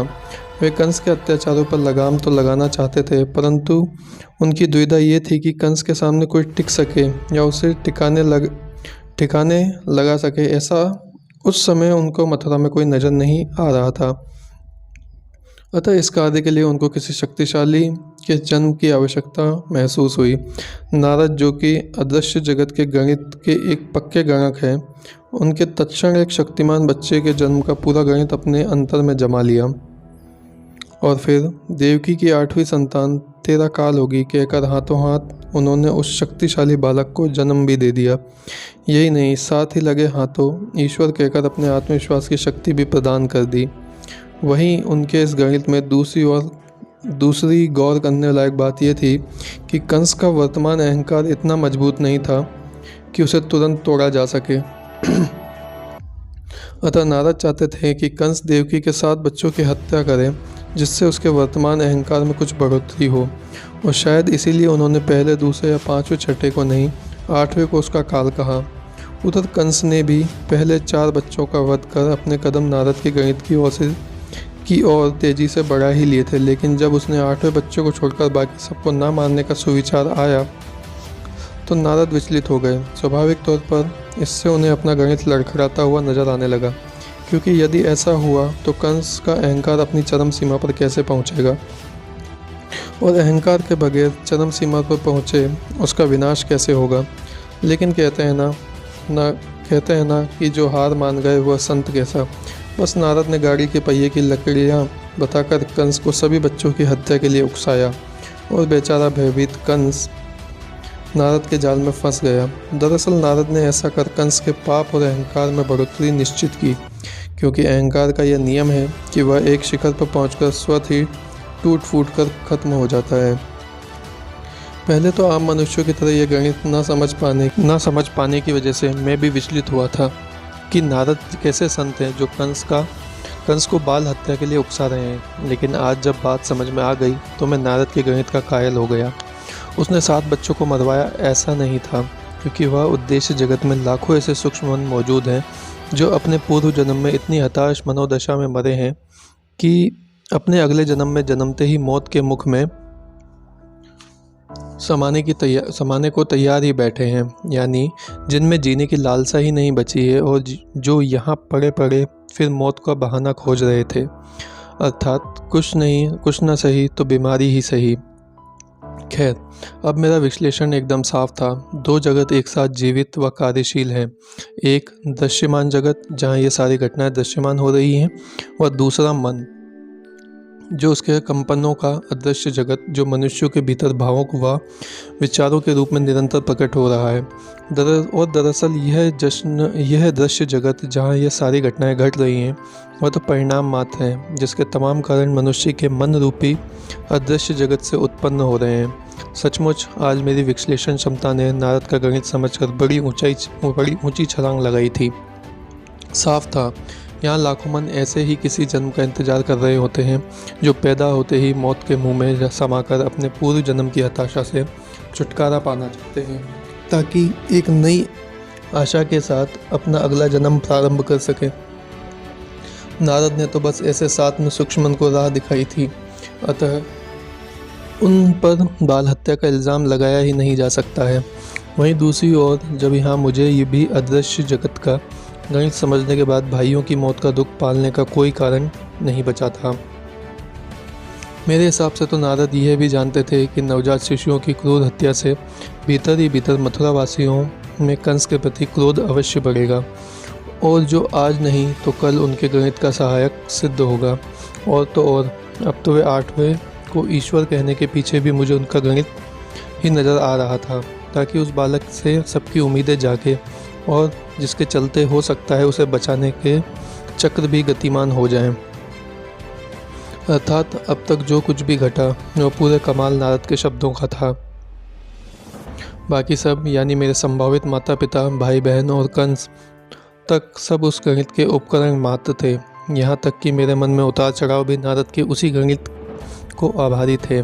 मेरा तो यहाँ तक मानना है कि नारद ये भी जानते थे कि कोई ना कोई पूर्व जन्म में तगड़ा संकल्प लेकर मरा ही होगा और उसका सूक्ष्म मन भी पैदा होने का इंतज़ार कर ही रहा होगा। ऐसे में वो निश्चित ही अपने 7 भाई बहनों की मृत्यु देखकर और अपने माता पिता की वेदना जानकर पैदा होने से पूर्व ही ज्ञान व शक्ति की नई ऊंचाइयां छूना प्रारंभ कर देगा। और यही हुआ। एकमात्र संकल्प के गुणों वाला मेरा मन अब एक अच्छा विश्लेषक भी हो चुका था। आत्मविश्वास की भी अब कहीं कोई कमी नज़र नहीं आ रही थी। वहीं अब तो धीरे धीरे वह गणितज्ञ भी होता जा रहा था। अर्थात जन्म लेने से पूर्व ही मेरे मन का चौतरफा विकास प्रारंभ हो गया था। वाकई एक पूर्व जन्म के संकल्प और नारद के गणित ने मुझे क्या से क्या बना दिया था। एक तरीके से तो कहा जा सकता है कि मेरे महान होने की नींव तो नारद के गणित ने मेरे जन्म से पहले ही डाल दी थी। अर्थात वसुदेव और देवकी तो सिर्फ मेरे शरीर के माता पिता थे, मेरे मन के वास्तविक माता पिता तो मेरे पूर्व जन्म के लिए संकल्प और नारद के गणित को ही कहा जाना चाहिए। खैर, वह सब तो ठीक है, पर इधर जैसा कि मेरा विचार था और जो नारद का गणित था, मथुरा में घटनाएं भी उसी हिसाब से घटना प्रारंभ हो गई थी। यही नहीं, अब तो धीरे धीरे मेरा मन भी स्वयं को कंस का संहारक मानने लगा था। कहने का तात्पर्य, मन को अब न सिर्फ ये विश्वास हो चला था कि मैं कंस के क्रूर इरादों से बच निकलूंगा, बल्कि वक्त के साथ इतना बड़ा भी हो जाऊंगा कि उसका संहारक बन बैठूंगा। और इसी संदर्भ में मेरे लिए एक खुशखबरी भी थी। मथुरा में कंस के संभावित संहारक को बचाने के लिए चक्र गतिमान भी हो गए थे। जैसे जैसे 8वें के पैदा होने का समय नज़दीक आता जा रहा था, वैसे वैसे वासुदेव समेत कईयों के कानों में नारद की आवाज़ गूंजने लगी थी कि देवकी की 8वीं संतान कंस का विनाशक होगी।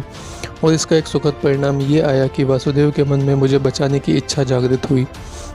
अब वासुदेव कोई साधारण मनुष्य तो थे नहीं, राजमहल से उनके बड़े बड़े करीबी रिश्ते थे और इस वजह से स्वाभाविक तौर पर वे राजमहल के सभी लोगों को अच्छी तरह से परिचित थे। वहीं उन्हें यह अंदेशा था कि महामंत्री अनर्थ व आचार्य गर्गाचार्य जी भी मन ही मन कंस से नाराज हैं। साथ ही वे ये भी जानते थे कि बगैर इन प्रभावशाली व्यक्तियों को अपने साथ मिलाए अपनी 8वीं संतान को बचा पाना असंभव है। बस यही सब सोचते हुए वासुदेव ने हिम्मत कर अपनी 8वीं संतान को बचाने की इच्छा उन दोनों के समक्ष जाहिर की। निश्चित ही कंस के विरुद्ध बगावत का बिगुल बजाकर उन्होंने बड़ा हिम्मत का काम किया था। इधर हिम्मत क्या करी कि समय ने भी पलटा खाया। हुआ यह कि नारद की भविष्यवाणी अनर्थ व गर्गाचार्य के मन में अब भी पूरी तरह ताज़ा थी और भीतर ही भीतर वे कंस से नाराज भी थे ही। अतः उन्हें तो ऐसा लगा मानो वासुदेव ने उनके दिल की बात कह दी हो। परिणाम यह आया कि बगैर किसी विशेष विचार विमर्श के तीनों ने मिलकर 8वें बच्चे को बचाने का हर संभव प्रयास करना तय कर लिया। यही नहीं, फिर तो तीनों ने तत्काल प्रभाव से अपने अपने हिसाब से योजना पर विचार करना भी प्रारंभ कर दिया। उधर बदलते हुए हालात से वसुदेव काफ़ी उत्साहित हो उठे थे। निश्चित ही इस उत्साह के पीछे का प्रमुख कारण अनर्थ व गर्गाचार्य का उनके साथ होना था। और जहाँ तक मेरा सवाल है, मेरी तो बात ही मत पूछो। मैं तो मारे खुशी के शून्य में ही उछल पड़ा था। विश्वास ही नहीं हो रहा था कि सचमुच मुझे बचाने की कोशिश प्रारंभ हो गई है। अब विश्वास हो या ना हो, पर हकीकत यही थी कि मेरा फिक्र करने वाले अब मैं अकेला नहीं बचा था। बताइए भला, ऐसे में कौन खुश नहीं होगा। मैं नहीं मानता कि शून्य में लीन किसी सूक्ष्म मन ने कभी ऐसी खुशी का अनुभव किया होगा। खुशी ही क्यों, मुझ जैसी वेदना भी कहाँ किसी ने झेली होगी। वैसे तो मेरे सहे भावों के उतार चढ़ाव भी यहाँ शून्य में किसे नसीब हुए होंगे।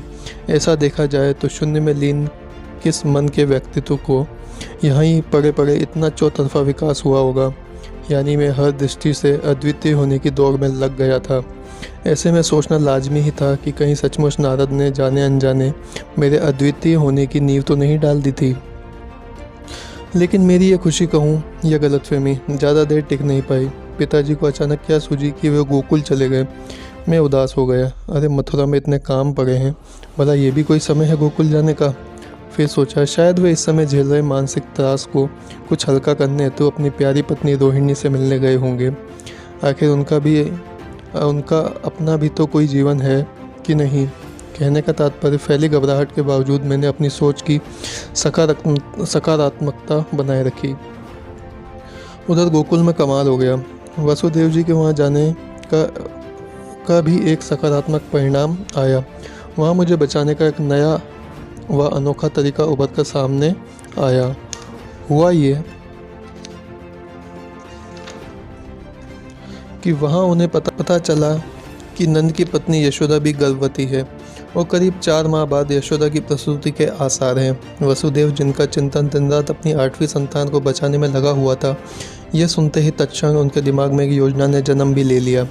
हालांकि योजना ऐसी थी जैसे नंद जी से कहना आसान नहीं था, फिर भी कहना तो था ही। शायद इसीलिए भी कि सवाल सिर्फ अपने पुत्र को बचाने का ही नहीं बल्कि कंस के संभावित संहारक को इस धरती पर लाने का भी था। आखिर वसुदेव जी ने मन कड़ा कर वह बड़े भरे मन से नंद जी को नारद की भविष्यवाणी तथा उनके 7 संतानों की हुई मौत की याद ताज़ा करवाई। नंद जी तो वैसे ही जब से यह सब घट रहा था वसुदेव के प्रति हमदर्दी से भरे पड़े थे। बस ये हमदर्दी के सहारे हिम्मत कर वसुदेव जी ने नंद जी से निवेदन किया कि यदि वे अपना बच्चा बदलने को राजी हो जाएं तो उन्हें नारद के कहे अनुसार कंस के संहारक को बचा पाने का पुण्य भी मिल सकता है और उसे पालने का अद्भुत मौका भी नसीब हो सकता है। वसुदेव जी का गणित साफ था। नंद जी की पत्नी यशोदा को प्रसूति करीब 4 माह बाद अपेक्षित थी और मेरा जन्म भी करीब उसी दरमियान संभावित था। उनकी योजना यह थी कि यदि बच्चे ही बदल दिए जाएं तो मुझे बचाने की सूरत निकल सकती है। लेकिन मामले की पेचीदगी ये थी कि इसके लिए नंद जी को अपने बच्चे की कुर्बानी देनी पड़ी। ऐसा था, यानी सौदा तो जान के बदले जान का ही संभव था। खैर, उधर स्वाभाविक तौर पर नंद जी एक बार को तो प्रस्ताव सुनते ही बुरी तरह चौंक गए थे। उन्हें तो चौंकना ही था क्योंकि प्रस्ताव ही कुछ ऐसा था। सच कहूँ तो ये वासुदेव की दृढ़ता ही कही जाएगी जो ऐसा प्रस्ताव नंद जी को दे पाए थे। अंत में वह बच्चा बदलने को राजी भी हो गए।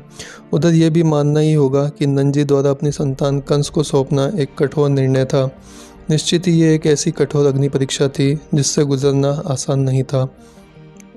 वैसे नंद जी द्वारा इतनी आसानी से अपने ही कलेजे के टुकड़े को सौंपने के लिए राजी होना में कई बातों ने एक साथ अपना प्रभाव डाला था। सर्वप्रथम तो वासुदेव उनके खास मित्र थे, अजीज़ व हितैषी थे और इस समय वे अपनी 7 संतानों को खोने के शौक में डूबे हुए थे।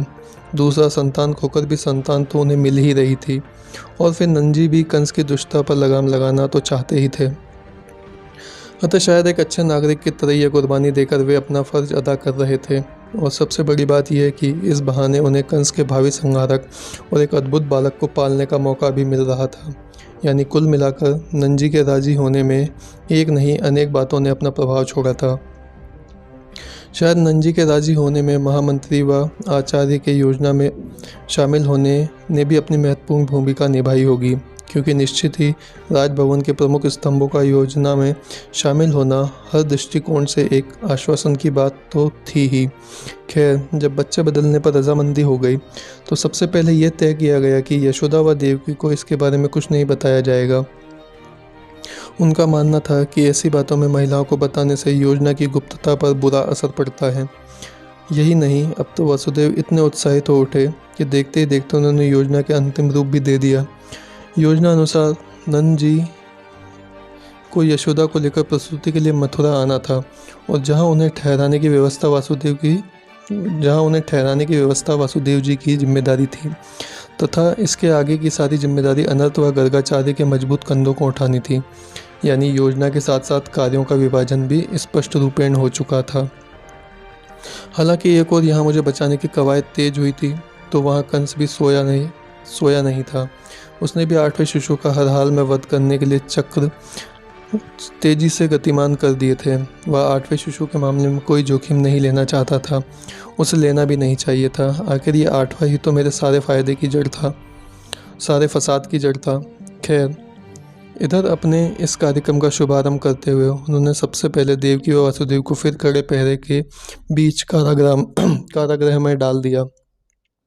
कहना होगा कि इसके साथ ही उसने हम सबकी जागी उम्मीदों पर घरों पानी फेर दिया। कोई बात नहीं, अब क्योंकि चक्र दोनों ओर से गतिमान हो गए थे, अतः ऊँट कभी कभी इस करवट बैठ रहा था तो कभी उस करवट। यानी मेरा जन्म दो विपरीत धाराओं का संघर्ष ही नहीं, उत्सुकता का अच्छा खासा अखाड़ा भी बनता जा रहा था। कमाल था, किसी के जन्म का इतना इंतज़ार और किसी के जन्म के पूर्व इतने खेल। इसका अर्थ तो ये हुआ कि मेरे अद्भुत होने की नींव डालने में हालात भी अपनी ओर से कोई कसर नहीं छोड़ रहे थे। खैर, मेरे लिए सबसे बड़ी खुशखबरी ये थी कि गर्गाचारी व अनर्थ कंस के संहारक को बचाने का ये सुनहरा मौका किसी कीमत पर खोना नहीं चाहते थे। इतना सब कुछ घट जाने के बावजूद वे मुझे बचाने हेतु दृढ़ संकल्पित नजर आ रहे थे। हालांकि उनके चाहने से क्या होने वाला था, कंस ने तो माता पिता को कैद कर लिया था और ऐसे में कंस की मर्जी के बगैर कारा में पत्ता तक नहीं हिलने वाला था। खासकर ये देखते हुए कि कारागृह राजमहल के तय खाने में ही मौजूद था। ऊपर से कंस का आतंक व कारा के दीवारों की ऊंचाई सामान्य से कहीं ज़्यादा होना अपने आप में एक बहुत बड़ी बाधा थी। वहीं एक और बात गौर करने लायक थी। बड़े बड़े खम्भों से घिरी इस कारा के दो द्वार थे। एक द्वार ऊपर राजमहल की ओर जाता था तो दूसरी बाहर यमुना की ओर खुलता था। यानी कंस को दोनों द्वार पर चौकन्ना रहना ज़रूरी था और इस दृष्टि से देखा जाए तो बहुत कुछ किया ही जा सकता था। आखिर वे दोनों यानी गर्गाचारी व अनर्थ बहुत बड़े ओहदे पर विराजमान थे। वहीं दूसरी तरफ देखा जाए तो प्रभावशाली व्यक्ति होते हुए उन दोनों तक के लिए आगे के कार्य पार पाड़ना एक कठिनतम चुनौती थी, क्योंकि कंस की कड़ी सुरक्षा व्यवस्था में छेद करना उनके लिए भी अंधेरे में गढ़ जीतने की कल्पना करने जैसा ही था। कुल मिलाकर बाजी दोनों तरफ बराबर बिछी हुई थी। अतः मन कभी बचने की उम्मीद से प्रफुल्लित हो उठता था तो कभी निराशा के घने बादलों से घिर जाता था। खैर, यह तो मेरे बचने बचाने की बात हुई। उधर दुखद बात यह थी कि मेरे कारा में माता पिता के लिए परिस्थिति अत्यंत विकट हो गई थी, क्योंकि उन्हें जिस कारा में डाला गया था वह एकदम अंधियारा कारा था। यहाँ तक कि उसमें एक भी खिड़की या द्वार बाहर खुले आकाश की ओर नहीं खुलते थे। सो बेचारे देवकी वसुदेव खुला आकाश देखने को भी तरस गए थे।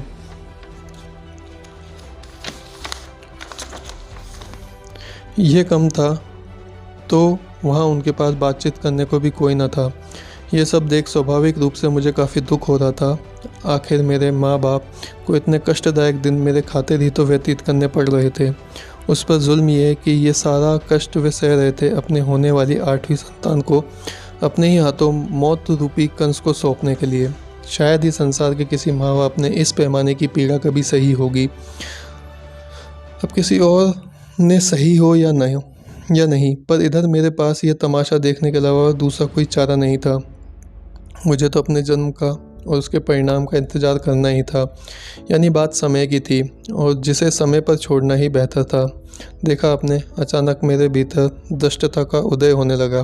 अर्थात जो कुछ भी घट रहा था अनायास ही मैं तो बस उसे देखने वाला हो गया था। अच्छा था, इस बहाने कम से कम एक के बाद एक श्रेष्ठ गुण मुझ में स्वतः ही विकसित हो रहे थे। लेकिन जब जीवित ही नहीं बचोगे तो इन गुणों का करोगे क्या मतलब? ये गुण इस जन्म में नहीं तो अगले जन्म में काम आएंगे। यूँ भी मेरे पास सकारात्मक सोचने के अलावा दूसरा उपाय ही क्या था।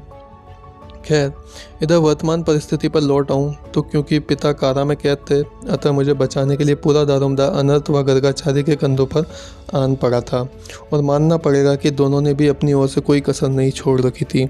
वहीं उनके लिए खुशखबरी भी थी कि कारागृह राजमहल के तय खाने में भी होने के कारण कंस वहाँ की पहरेदारी के प्रति बेफिक्री बरत रहा था। उसके द्वारा दोनों द्वार पर नज़र रखने हेतु मात्र 2 प्रहरी ही नियुक्त किए गए थे। अब एक महामंत्री के लिए 2-4 प्रहरियों को संभालना कोई मुश्किल कार्य तो नहीं था। यानी अनायास ही कंस की यह लापरवाही सबके लिए एक सहारा बनकर उभरी थी। उधर जैसे जैसे मेरा जन्म का समय निकट आता जा रहा था, पिताजी समेत सभी की धड़कनें तेज होती जा रही थीं। वहीं दूसरी ओर परिस्थितियों के बदलाव के साथ साथ मेरी मनोदशा में भी उतार चढ़ाव का दौर जारी ही था। कभी मैं व्यग्र हो उठता तो कभी पूर्णतः निश्चित हो जाता। कुल मिलाकर जन्म से पूर्व ही मेरा मन जीवन और मृत्यु के बीच जबरदस्त हिचकोले खा रहा था। और इतने धक्के खाने के बाद तो अब मैं धीरे धीरे अपने मन के उतार चढ़ाव का भी दृष्टा होता जा रहा था। हालांकि उसका वर्तमान परिस्थिति पर कोई असर नहीं पड़ने वाला था, चाहे जो हो। इधर मेरे जन्म में अब कुछ दिन ही शेष रह गए थे। शायद ही इतिहास में किसी पैदा होने वाले बच्चे ने अपनी मौत का इस कदर इंतज़ार किया हो। वैसे तो मुझे नहीं लगता कि किसी बच्चे के पैदा होने का भी कभी इतना इंतज़ार हुआ हो। किसी बच्चे के पैदा होने के भी इतिहास में कभी इतना इंतज़ार हुआ हो। खैर, अब तो मेरा पैदा होने का समय एकदम निकट आ गया था। इससे मेरी व मुझे बचाने के प्रयत्नों में लगे हुए लोगों की ही नहीं, कंस की धड़कनें भी तेज हो गई थी। निश्चित ही आपके भी हाल इससे भिन्न ना होंगे, अतः बेहतर है कि मैं नीचे हालात पर ही लौट जाऊं।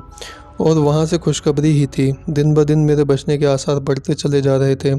वहाँ समय रहते महामंत्री अनर्थ कारागृह के प्रहरियों को अपने वश में कर चुके थे, तो इसमें कोई बड़ी बात भी नहीं थी। मन ही मन कंस से सभी नाराज तो थे ही। शायद प्रहरी भी कंस के संहारक को बचाकर अपने धर्म का यह मौका खोना नहीं चाहते थे। उधर गर्गाचार्य भी अपनी तैयारियों में लगे ही हुए थे, क्योंकि उन्होंने समय रहते ही नंद यशोदा को मथुरा बुलवा लिया था और अब तो यह यमुना के दूसरे किनारे सुनसान जगह पर स्थित एक छोटे से मकान में उन्हें ठहरा भी दिया था। यानी चारों ओर से कंस की आंखों में धूल झोंकना तेजी से चालू हो गया था। यूँ तो कंस की प्रशासन पर पकड़ मजबूत थी, परंतु जब प्रशासन के दो मुख्य स्तंभ ही बगावत पर उतर आए तो फिर प्रशासनिक पकड़ ढीली हो जाना स्वाभाविक ही था। फिर भी कंस के प्रभाव को देखते हुए सावधानी बरतना व योजना की गुप्तता बनाए रखना दोनों आवश्यक था। और शुक्र था कि गर्गाचार्य व अनर्थ इसका पूरा ध्यान रखे हुए थे। यहाँ तक कि उन्होंने पिछले 2 माह से पिताजी से भी मुलाकात नहीं की थी। बस प्रहरियों द्वारा ही दोनों के बीच संदेश का आदान प्रदान हो रहा था। खैर, जैसे हर इंतज़ार एक न एक दिन ख़त्म हो जाता है, वैसे ही मेरे जन्म का इंतज़ार भी खत्म हुआ। गर्गाचार्य, वासुदेव व अनर्थ सभी न सिर्फ पूरी तरह से सतर्क थे, बल्कि किसी भी परिस्थिति से निपटने के लिए तैयार भी नजर आ रहे थे। मुझे बचाने हेतु सबका इतना अथक प्रयास करना निश्चित ही नारद के गणित के आभारी थे। सच कहूँ तो मेरे मन का विकास ही नहीं, यदि बच गया तो मेरा जीवन भी सदैव नारद के गणित का ऋणी होगा। अभी तो यहाँ यदि मैं बेचैन था तो उधर पूरा राजमहल भी व्यग्र था। और मुझे बचाने में लगे लोगों की हालत तो पूछो ही मत। बेचारे माता पिता की स्थिति भी इतनी बड़ी दयनीय थी। वे करना तो बहुत कुछ चाहते थे, पर कुछ कर नहीं पा रहे थे। नारद के वक्तव्य के कारण मुझसे उम्मीदें तो बड़ी लगाए बैठे थे, लेकिन शायद इंतज़ार उम्मीदों के टूटने का ही कर रहे थे। वाकई इस अंतिम क्षण ऊँट किस करवट बैठे कहा नहीं जा सकता था। और आखिरकार इसी असमंजस के बीच मेरे जन्म की घड़ी भी आ ही गई। भादो महीनों की काली अंधेरी रात्रि में वहाँ चारों ओर तूफानी वर्षा हो रही थी। आकाश में बार बार बिजलियाँ भी चमक रही थी। कुल मिलाकर बड़ा ही भयावह वातावरण था। सच कहूँ तो जो आलम मेरे जन्म से पूर्व था, उससे कहीं खतरनाक आलम इस समय मेरे जन्म के वक्त था। लग तो ऐसा रहा था कि मेरे जन्म की व्यग्रता अब सिर्फ राजमहल या मथुरा तक सिमट कर नहीं रह जाएगी, बल्कि पूरी प्रकृति ही व्यग्र हो उठी नजर आ रही थी। होने दो, अभी तो इधर मेरे जन्म का क्षण भी नज़दीक आ गया था और उधर आचार्य जी व महामंत्री कारागृह के द्वार के बाहर ही किसी शुभ समाचार के इंतजार में पूरी तरह सजग एवं तैयार खड़े थे। निश्चित ही वासुदेव जी के कारा में बंद होने के कारण उनकी जवाबदारियां काफ़ी बढ़ गई थी। यहाँ तक कि नंजी से बच्चा बदलने हेतु पूरा तालमेल भी उन्हें ही बैठाना पड़ रहा था। यदि कर्म को अंजाम देना हो तो सर पे आया हर कार्य निपटाना ही पड़ता है, चाहे जो हो। कुल मिलाकर तूफानी रात के साथ साथ व्यग्रता का भी चारों ओर साम्राज्य हो गया था। फिर भी सबसे अजीब हालत मेरी ही थी। आखिर दारमदार तो मेरे ही भविष्य का था, बाकी बादी तो मेरी ही जान की लगी हुई थी। तो उसका फैसला भी कौन सा दूर था। आखिर अष्टमी की उस काली अंधेरी रात को मेरा जन्म हो ही गया। इसके साथ ही एक लंबे इंतजार का भी अंत हुआ। वैसे एक बात बता दूं आपको, मेरा जन्म 8वें महीने में ही हो गया था और कुदरत की भी लीला देखो, मामला कुछ ऐसा बैठा था कि जो बात चिंता का परम विषय होनी चाहिए थी वही वरदान साबित हुई। हुआ यह है कि इस दरमियान यशोदा ने भी अपनी पुत्री को जन्म दे दिया। यानी ये अच्छा ही हुआ था जो मैं एक माह पहले पैदा हो गया था, वरना एक माह पुरानी बच्ची से मुझे बदलना अशक्य हो जाता।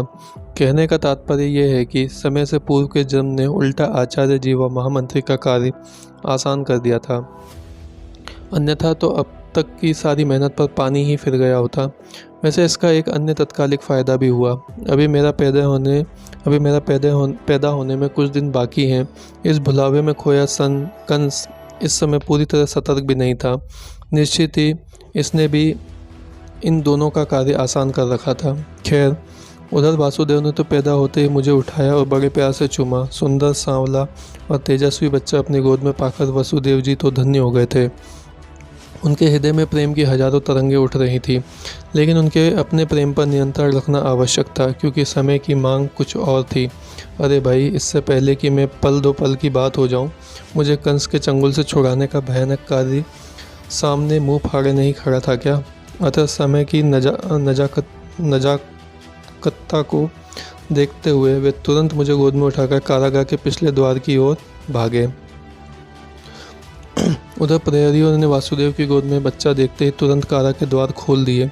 वहाँ द्वार के बाहर ही महामंत्री अनर्थ व आचार्य गर्गाचार्य एक बांस की मंजूषा लिए वासुदेव का इंतजार ही कर रहे थे। यानी चारों ओर हर कोई सतर्क और चौकन्ना था। इधर मैं कारा से बाहर तो आ ही गया था, लेकिन अब भी बच गया ये नहीं कह सकता था। आगे का कार्य वाकई और भी दुष्कर नज़र आ रहा था, क्योंकि कंस तो ठीक, कुदरत भी अपनी ओर से सबकी इच्छा शक्ति नापने में लगी हुई थी। एक तो आगे के कार्यों को अंजाम देना वैसे ही दुष्कर हो गया था, ऊपर से आंधी व तूफान के साथ हो रही तेज वर्षा ने कार्य को करीब करीब असंभव बना दिया था। इसके साथ ही कुदरत ने अपनी ओर से यह घोषणा भी कर दी थी कि यदि बच गया तो भी मेरे जीवन का कोई कार्य आसानी से पार पड़ने वाला नहीं है। कुल मिलाकर बारिश, तूफान और अष्टमी की रात का ऐसा मेल हुआ था कि हाथों को हाथ सुझाई नहीं दे रहा था। ऊपर से तेज हवा के कारण मशालें जलते ही बुझ रही थी, और इन विकट परिस्थितियों के लिए कुदरत को ही क्यों कोसूं। मैं भी अपनी ओर से सबकी परीक्षा लेने में कौन सी कसर मैंने भी अपनी ओर से सबकी परीक्षा लेने में कौन सी कसर छोड़ रखी थी। अष्टमी की काली अंधेरी रात को ही तो पैदा हुआ था मैं। अब हुआ था तो हुआ था। मुझे बचाने वालों को तो चाहे जिस परिस्थिति में मुझे बचाने हेतु हाथ पांव मारने ही थे, सो वे मार रहे थे। उनकी योजना अनुसार इस काली व तूफानी अंधेरी रात में वसुदेव जी को मुझे एक मंजूषा में बिठाकर दूसरे किनारे तैरते हुए ले जाना था। यही नहीं, मुझे नंजी के यहाँ छोड़कर और उनकी लड़की को लेकर इस तूफानी रात में तैरते हुए उन्हें तुरंत वापस भी आना था। अब वर्तमान हालत में कार्य भले ही कठिन से कठिनतम हो गया था, फिर भी हर हाल में उसे अंजाम तो देना ही था। और ऐसे में बनवाई गई मंजूषा एक उम्मीद के रूप में उभर कर सामने आई थी। दूर से देखने पर वह एक फन निकाले हुए नाग जैसी लग रही थी। मंजूषा मजबूत तो थी ही, साथ ही नाग रूपी स्वरूप के कारण अपना संतुलन बनाए रखने में भी स्वयं सक्षम नजर आ रही थी। सबसे बड़ी बात तो ये थी कि बांस की बनी होने के कारण उसके डूबने का भी कोई भय नहीं था। सचमुच महामंत्री ने मंजूषा बनवाने के लिए अपने जीवन भर का अनुभव लगाया था। वाकई यदि मैं बच गया तो मैं इस मंजूषा का योगदान भी कम नहीं आंका जा सकता। खैर, महामंत्री जी तो अपना कार्य कर चुके थे। अब बारी वासुदेव जी की थी, क्योंकि तैरकर उन्हें ही जाना था। हालांकि वासुदेव जी श्रेष्ठ तैराक थे, फिर भी आज उनकी तैराकी की असली परीक्षा थी। वह भी ऐसी परीक्षा जिसमें उत्तीर्ण तो उन्हें होना ही पड़े, ऐसा था। आखिर सवाल मेरी जान का था। उधर समय की कमी देखते हुए फटाक से मंजूषा की डोरी वासुदेव ने गले में डाल दी और तपाक से मुझे उसमें लिटा दिया गया। और इधर बिना समय व्यतीत किए तुरंत वासुदेव जी ने तूफानी यमुना में गोता भी लगा दिया। निश्चित ही इस समय वासुदेव जी अपने कंधों पर बहुत बड़ी जवाबदारी ढोकर जा रहे थे। मेरी जान ही नहीं, सबकी मेहनत व उम्मीदें भी इस समय उनकी तैराकी कुशलता पर जाकर टिकी हुई थी। यानी मैं कारा की चार दीवारी से खुली हवा में तो आ गया था, पर मौत का साया अब भी पूरी तरह बरकरार था। तो इसमें क्या नई बात थी। पैदा होने से पूर्व का समय भी तो मौत के साये में ही गुजरा था। अर्थात उस दुनिया में समय मौत के साये में बीता था, और जहाँ अब जीवन मौत के साये में उलझा पड़ा था। खैर, उधर वासुदेव जी के छलांग लगाते ही 2-3 बार पानी की तेज लहरों ने काल बनने की कोशिश की, परंतु पिताजी की चपलता व उनके दृढ़ इरादों के सामने लहरों की एक न चली। फिर तो पूरी यात्रा के दरमियान वासुदेव जी व तेज लहरों के बीच ये खेल चलता ही रहा, लेकिन सद्भाग्य से अंतिम जीत वासुदेव जी की हुई। आखिरकार वे मुझे किनारे तक सुरक्षित पहुंचाने में सफल हो गए। यकीनन उनकी सफलता में जितना योगदान उनकी तैराकी कुशलता का था, उससे कम योगदान मंजूषा का नहीं था। वहाँ दूसरे किनारे पर नंजी अपनी बच्ची गोद में उठाए पिताजी का इंतजार कर ही रहे थे। बस नंजी व वासुदेव जी ने झट से बच्चे बदल लिए। बच्चे बदलते ही तत्क्षण वासुदेव जी ने बच्ची को लेकर उसी चपलता से फिर डुबकी लगा दी। दूर से देखने पर वासुदेव के गले में लटकी मंजूषा व तैरते हुए वासुदेव कोई फन निकाल कर तैरते हुए शेषनाग जैसे लग रहे थे, चाहे जैसे लग रहे थे हों। अभी तो खुशखबरी ये थी कि सकुशल पहुंच भी गए थे। इधर वासुदेव को बच्चा बदलकर सुरक्षित वापस आया देख गर्गाचार्य व अनंत ने राहत की सांस ली। उनका तो ठीक, पर तूफानी रात में लगातार तैरने के कारण वासुदेव जी की सांस काफ़ी फूल गई थी। हालांकि फिर भी मेरे बच निकलने की खुशी के चलते उन्हें कम से कम चैन की सांस अवश्य नसीब हो रही थी। वहीं उधर प्रहरी भी द्वार के पास खड़े खड़े बेसब्री से वासुदेव के वापस आने की राह देख रहे थे। स्वाभाविक तौर पर आगे कोई भी चूक उनकी मौत का सबब बन सकती थी। बच्चा सौंपा था तो बच्चे के बदले में बच्चा वापस चाहिए ही था। इसमें भी कोई दो राय नहीं थी कि जरा भी संशय होने पर कंस का क्रोध सबसे पहले प्रहरियों की ही जान ले लेता। अतः निश्चित ही वासुदेव के लौट आने से प्रहरियों की जान में जान आ गई थी, और देखते ही देखते इस कारा के बाहर के यमुना किनारे उल्लास का माहौल हो गया था। सभी एक दूसरे को बधाइयाँ दे रहे थे। वैसे समय की कमी को देखते हुए ये माहौल भी लंबा नहीं टिक पाया। तुरंत चुपचाप वासुदेव कारा में चले गए। पहुंचते ही उस मासूम बच्ची को देवकी के पास ऐसे सुला दिया जैसे मैं लेटा हुआ हूँ। उधर उनके लिए ये भी अच्छा था कि माँ अभी भी बेहोश थी, और वैसे ही बच्ची उठाकर लाते वक्त उस तरफ यशोदा भी बेहोश ही थी, और कुछ नहीं तो इस मामले की गुप्तता बनाए रखना सबके लिए आसान हो गया था, क्योंकि अब ना तो देवकी ना यशोदा इस अदला बदली की बाबत कुछ जानते थे। इधर अपना कार्य पूर्ण कर, यानी मुझे सही सलामत कारा से भगाकर अब वासुदेव भी पूरी तरह स्थिर हो चुके थे। यहाँ तक कि कुछ देर बाद ही उन्होंने पूरा आत्मविश्वास के साथ उस बच्ची को उठाकर कंस के चरणों में रख दिया था। उधर देवकी की 8वीं संतान लड़की हुई। ये सुनते ही कंस ने अट्टहास लगाया। जहाँ एक ओर उसने अपने भाग्य पर गर्व हो रहा था, तो वहीं दूसरी ओर उसे नारद की भविष्यवाणी पर तरस भी आ रहा था। इससे एक उम्मीद जागी कि शायद कंस उस लड़की को बख्श दे, लेकिन नहीं। दूसरे दिन एक बार फिर उसने अपनी प्रांगण में उसी प्रकार समारोहपूर्वक समस्त मथुरावासियों के सामने उस लड़की को भी उतनी ही निर्दयता से मार डाला। और इसके साथ ही आखिरकार मेरे भविष्य पर से पर्दा उठ गया। यह तय हो गया कि मैं बच गया हूँ, या कहूँ कि बचा लिया गया हूँ। निश्चित इसमें गर्गाचार्य, अनर्थ और पिताजी के साथ साथ मेरे संकल्प व नारद के गणित का भी बहुत बड़ा योगदान था, और नंजी की कुर्बानी तो भुलाई ही नहीं जा सकती। इसलिए तो कहता हूँ, संकल्प मेरी पहली माता और नारद का गणित मेरे प्रथम पिता हैं। कहने की ज़रूरत नहीं कि देवकी वासुदेव मेरे दूसरे माता पिता थे, और कमाल ये है कि अब तो मैं अपने तीसरे माता पिता भी नंद यशोदा के रूप में पा चुका था। ऐसे में मुझ नादान के लिए ये निर्णय ही करना मुश्किल हो गया था कि पैदा होने के लिए एक ही दिन में 3 माता पिता का प्यार पाने वाला मैं एक भाग्यशाली बच्चा हूँ, या फिर पैदा होते ही अपने माता पिता से बिछुड़ने वाला एक दुर्भाग्यशाली संतान हूँ। वैसे ये फैसला समय को ही करना था, और उसे समय पर छोड़ना ही उचित था। मैं तो इतना जानता हूँ कि एक बार फिर मैं चेतन जगत को छोड़कर अचेतन जगत में आ चुका था, और पता नहीं क्यों दिल के किसी कोने में मुझे ऐसा लग रहा था कि हो ना हो मेरा जीवन अद्भुत होना चाहिए, क्योंकि जब मेरा जन्म इतना अद्भुत है तो जीवन को तो अद्भुत होना ही चाहिए।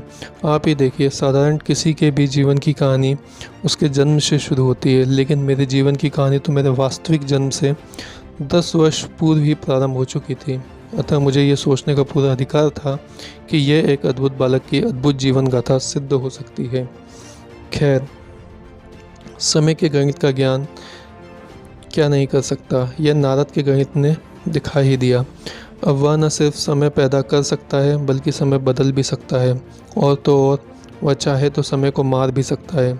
देखो ना, नारद ने 8वां क्या कहा। 8वें को बचाने वाले एकत्रित हो ही गए, लेकिन पहले 7 को बचाने की कोई कोशिश नहीं